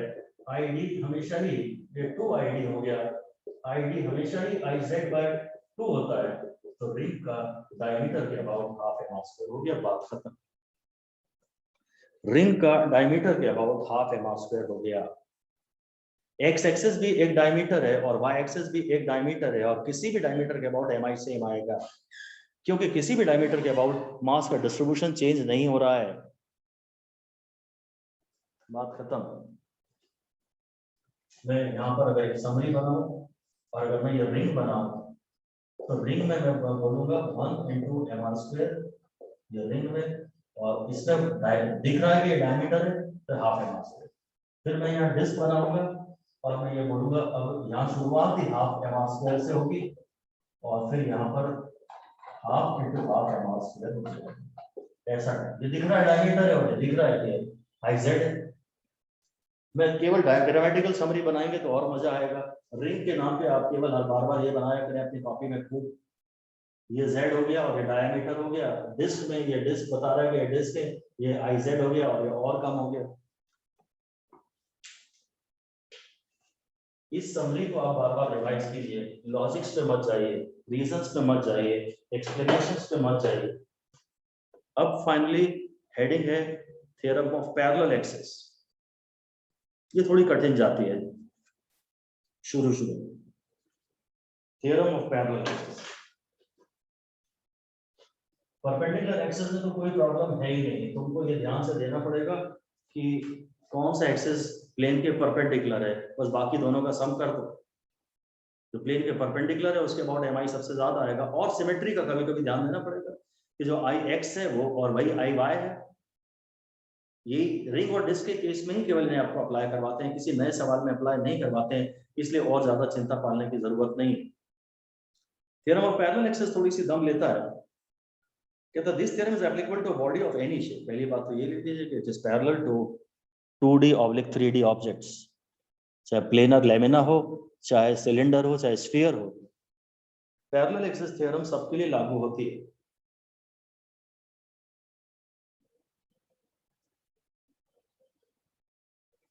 अब बड़ी बढ़िया बात उसने बोल दी, we shall give state this theorem and not give its proof. भाई पहले देता था 2 साल पहले। We shall however apply it to a few simple situations. Apply करने को कह रहा है आपको, अप्लाई वर्ड है, अप्लाई, बस एप्लीकेशन वाले सवाल आएंगे। which will be enough to convince us about the usefulness of this theorem. This theorem may be stated as follows. मैं आपको बताता हूँ पहले क्या है, फिर हम इसकी लाइन पढ़ेंगे, ध्यान से जरा समझिएगा, थोड़ा सा कठिन बात तो है। मुझे mi मान लीजिए इस एक्सिस के अबाउट निकालना है, ये है i अननोन, इसको i डैश लिख देता हूँ। मुझे इस एक्सिस के अबाउट mi निकालना है, इसके पैरेलल, इसको मैं और थोड़ा सा गंदा ही बना देता हूँ। मुझे mi सपोज इस एक्सिस के अबाउट निकालना है, ये i डैश, ये मुझे निकालना है। इसके पैरेलल एक ऐसे एक्सिस की कल्पना करें जो सीजी से गुजरता हो, सॉरी सेंटर ऑफ मास से गुजरता हो। एक ही बात है, फिलहाल हमारे सारे केसेस में कॉम और सीजी सेम ही चीज है। तो इसके पैरेलल एक ऐसे एक्सिस की कल्पना करें जो कॉम से गुजरता हो, ये पैरेलल बना दिया। सबसे पहला काम तो ये, इसके पैरेलल एक ऐसे एक्सिस को इमेजिन करें जो कॉम से गुजरता हो और उसके अबाउट आई निकालें। ये कॉम वाला आई आपको शायद पता होगा। फिर इन दोनों के बीच में परपेंडिकुलर डिस्टेंस लें, ये परपेंडिकुलर है, ये भी परपेंडिकुलर है, ये भी परपेंडिकुलर। फिर जो आई डैश हो जाएगा वो हो जाएगा I com plus M A square. M is the mass of the entire rigid body. पहले तो आप जो मैंने डायग्राम बनाया है आप ये लिख लीजिए, फिर मैं इसको बताता हूं आपको क्या है। आई डैश आपको निकालना है, एम तो ए को भी बता देता हूं, A is perpendicular distance, A is equal to perpendicular distance. I dash है I com plus M A square. ये थोड़ी सी कठिन है क्योंकि इसमें इमेजिनेशन चाहिए ना, ध्यान से सुनिए। जिसके अबाउट एम आई चाहिए, पहले उसके पैरेलल एक ऐसे एक्सेस की कल्पना करें जो कॉम से गुजरता हो, फिर कॉम वाले एक्सेस के अबाउट एम आई का फॉर्मूला खुद अपने आप लिखें, फिर इन दोनों के बीच परपेंडिकुलर डिस्टेंस ध्यान से निकालें, और जो इसके अबाउट एम आई होगा वो इसके about M I plus something होगा, और वो समथिंग के भी डायमेंशन एम आर स्क्वायर के ही होंगे।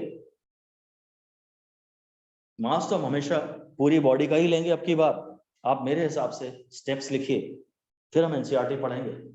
स्टेप्स मतलब हमारा एम है टू फाइंड आई डैश, ये हमारा एम है। स्टेप्स है number 1, imagine an axis parallel to given axis and passing through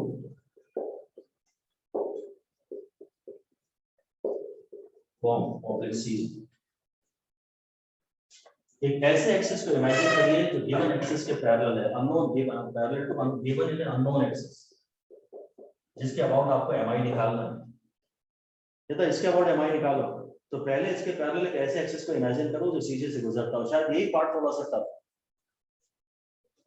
मैं इसे कभी भी सीजी बोल दूंगा, कभी कभी कॉम बोल दूंगा, एक ही बात है। हम लोगों के लेवल के डिस्कशन में दोनों से।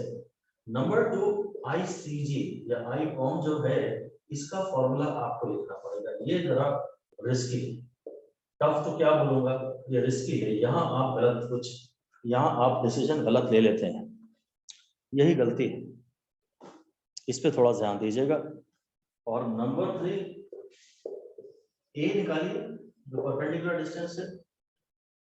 नंबर 4 में तो शायद एम में तो कोई प्रॉब्लम नहीं आएगी आपको, M of full body, full rigid body, M में आपको प्रॉब्लम नहीं आएगी।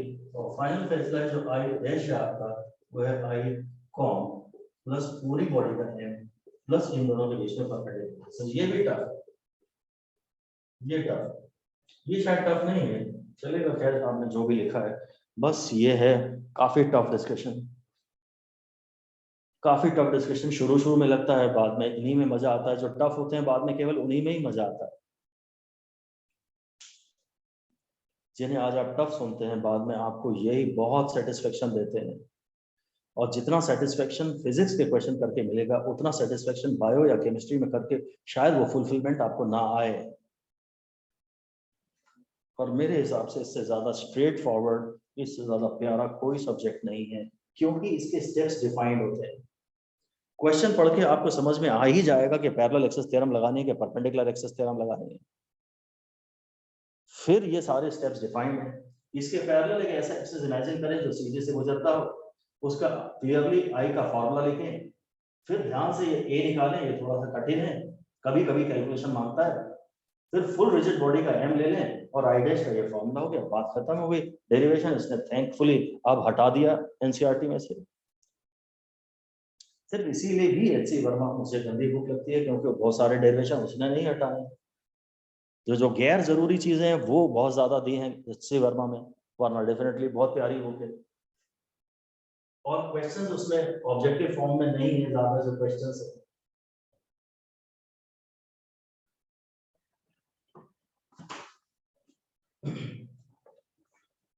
ठीक है, तो मैं पढ़ देता हूँ इसको। जो उसने बोल्ड लेटर्स में लिखा है, moment of inertia of body about any axis is equal to the sum of moment of inertia of body about a parallel axis passing through its centre. फिर से पढ़ रहा हूँ, about a parallel axis passing through its centre of mass and the product of mass and the square of the distance from the two parallel। इसको कौन लिखवाएगा भाई? I dash का formula है आई स्कॉम प्लस एम ए स्क्वायर। पढ़ने का भी कोई मतलब नहीं है। as shown in figure 7.31 z and z dash are two parallel axes separated by distance a। पिछले पेज पे जो इसने डायग्राम बनाया है वो i z dash साइड आपको मांग रहा है, तो कॉम से गुजरने वाला i z बनाइए। z and z dash are two parallel axes separated by distance a। the z axis passes through the com of the rigid body। तो थ्योरम के हिसाब से i z dash का फॉर्मूला है i z plus n a square, where I z and I z dash are moments of inertia of the body about z and z dash axis respectively। m is the total mass of the body and a is the perpendicular distance। total को और perpendicular को highlight कर दीजिए, पानी देता हूं। मजेदार बात हो गई, बिंदास बात हो गई। वो डायग्राम हम बनाने की आवश्यकता महसूस नहीं कर रहे, बस वो डायग्राम में a परपेंडिकुलर दिख रहा है कि नहीं दिख रहा वही डाउट आ रहा है। ऑलराइट, 7.11 एग्जांपल देखते हैं। What is the moment of inertia of rod of mass m। Question लिख दीजिए, ये एग्जांपल 7.11 लिख दीजिए। Line of a rod of mass n, length L, about an axis perpendicular to it through one edge। line of a rod, बस ये सब तो understood ही है। about an end length, पहले हमने पढ़ा था CG के अबाउट, जो ml²/12 था, यही हेडिंग दे दीजिए। Rod about an and, thin rod है, थिन। मुझे यही समझ में आ रहा, परपेंडिकुलर एक्सिस लगाऊं या पैरेलल एक्सिस लगाऊं? अगर दो दिए हों और एक मांगा हो तो परपेंडिकुलर लगाऊंगा। कोई दो मुझे एमआई दिए तो है नहीं उसने। ये एमआई, ये एक्सिस है, ये एक्सिस।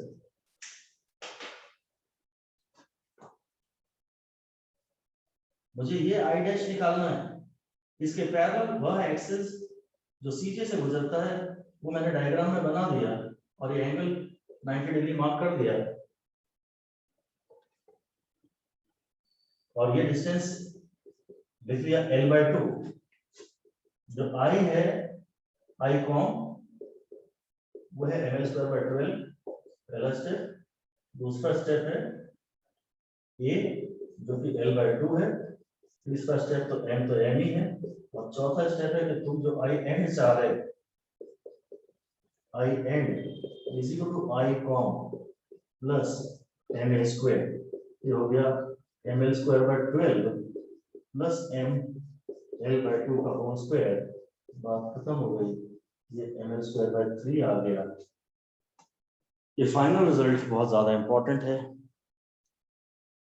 रॉड का एमआई आप एक एंड के अबाउट निकालेंगे तो ये होगा। इसके पैरेलल एक ऐसे एक्सिस कल्पना करें, इसके पैरेलल एक ऐसे एक्सिस को इमेजिन करें जो फॉर्म से गुजरता हो और उसके अबाउट आई का फॉर्मूला लिखें। फिर तो कोई ज्यादा दिक्कत बची नहीं। ए यहाँ पे तो बड़े आराम से L/2 है, क्योंकि पूरी रॉड लेंथ L की है, आप एक एंड के अबाउट निकाल रहे हैं, तो इन दोनों के बीच में जो परपेंडिकुलर डिस्टेंस है ये फिलहाल L/2 है। कभी ये L/3 आएगा, कभी ये L/6 आएगा। ये जो परपेंडिकुलर डिस्टेंस है, अगर सवाल नया बनाने की कोशिश की तो एक ही वैल्यू ही खूब आड़ी तिरछी दे देंगे, वो जो गूगल पे अभी नहीं होगी। वो सवाल बनाएंगे, उसको गूगल पे सर्च करेंगे और देख लेंगे कि वो उसको मिल पा रहा है गूगल पे कि नहीं। बस इसी डेटा को चेंज करेंगे, केवल सिर्फ डेटा को चेंज करेंगे, डेटा को चेंज कर के वो नया सवाल बनाएंगे। ये तो पक्का होगा कि वो सवाल गूगल पे एज इट इज तो नहीं होगा, सब कुछ सेम हो, एज इट इज तो नहीं होगा। इतना ही करना है यार, इसको हम टफ कह रहे थे, यही तो असली इंटरेस्टिंग चीजें हैं। और ये अगर आपने सीख ली तो आप डेफिनेटली लीड लेंगे ही लेंगे। रोटेशन के चैप्टर में इस समय हम काफी डीप में हैं, और यहाँ तक आते आते हर आदमी हिम्मत हार जाता है। इसका फायदा उठाएं, आप रोटेशन के चैप्टर की शुरुआत ही यहीं से करें कुछ दिन। जो MI वाला पोर्शन है ना, चैप्टर 7 को बहुत 3-4 चैप्टर में तोड़ देंगे आने वाले समय में। आप MI से, मोमेंट ऑफ इनर्शिया से शुरुआत करें।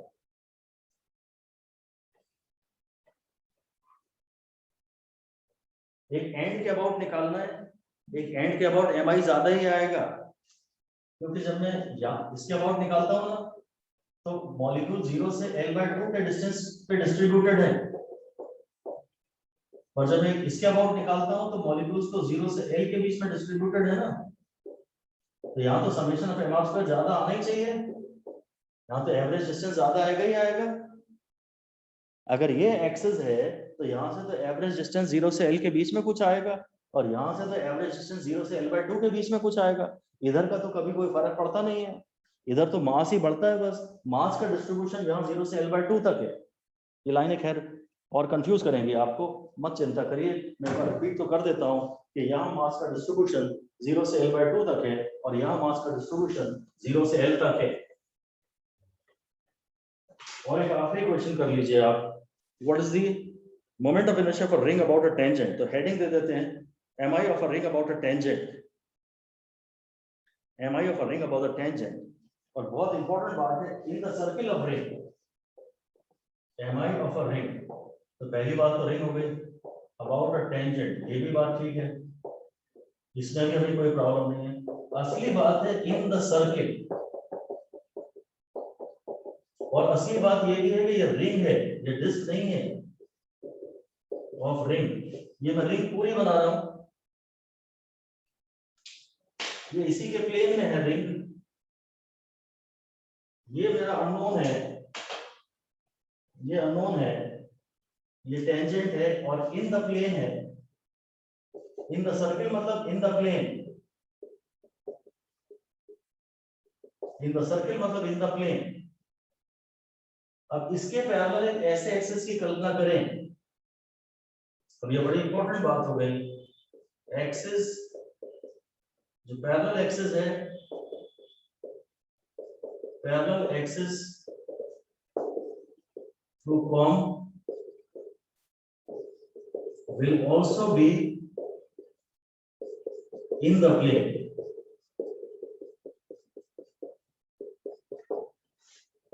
It is ID.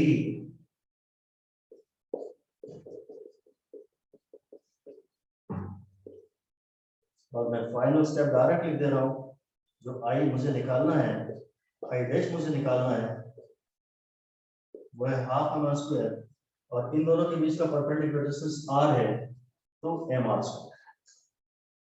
इसलिए इसका आंसर हो गया 3/2 mr²। ये थोड़ा कठिन केस हो गया, रिस्की केस है। सर्किल के प्लेन में ही है, इन द प्लेन है, तो इन द प्लेन, जब ये एक्सिस इन द प्लेन है तो इसके पैरेलल जो एक्सिस होगा वो भी इन द प्लेन होगा। अगर ये इन द प्लेन है तो इसके पैरेलल जो एक्सिस होगा वो भी इन द प्लेन होगा। और मैं तो इसका नाम जानता हूँ, आई डायमीटर, और ये डायमीटर है रिंग का, डिस्क का नहीं, तो ½ mr²। फिर m में मैंने देख लिया था, कभी कोई प्रॉब्लम आती ही नहीं है, पूरा ही m लेना है, कभी कोई प्रॉब्लम नहीं है। परपेंडिकुलर डिस्टेंस ध्यान से देखा कि r है, तो बस I कॉम प्लस mr² कर दिया, आपका आंसर आ गया 3/2 mr²। अगर ये ऐसा देता ना, इस एक्सिस के अबाउट निकालता, तो आई डैश होता, ये आपको दिख रहा है परपेंडिकुलर टू प्लेन है ना, तो आई डैश हो जाता I Z plus M are square.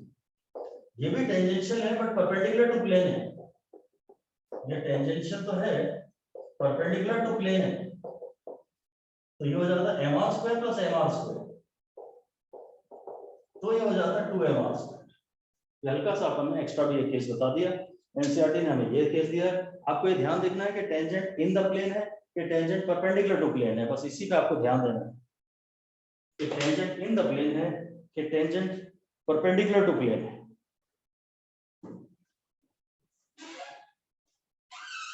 All right guys, that's all for now. Thank you.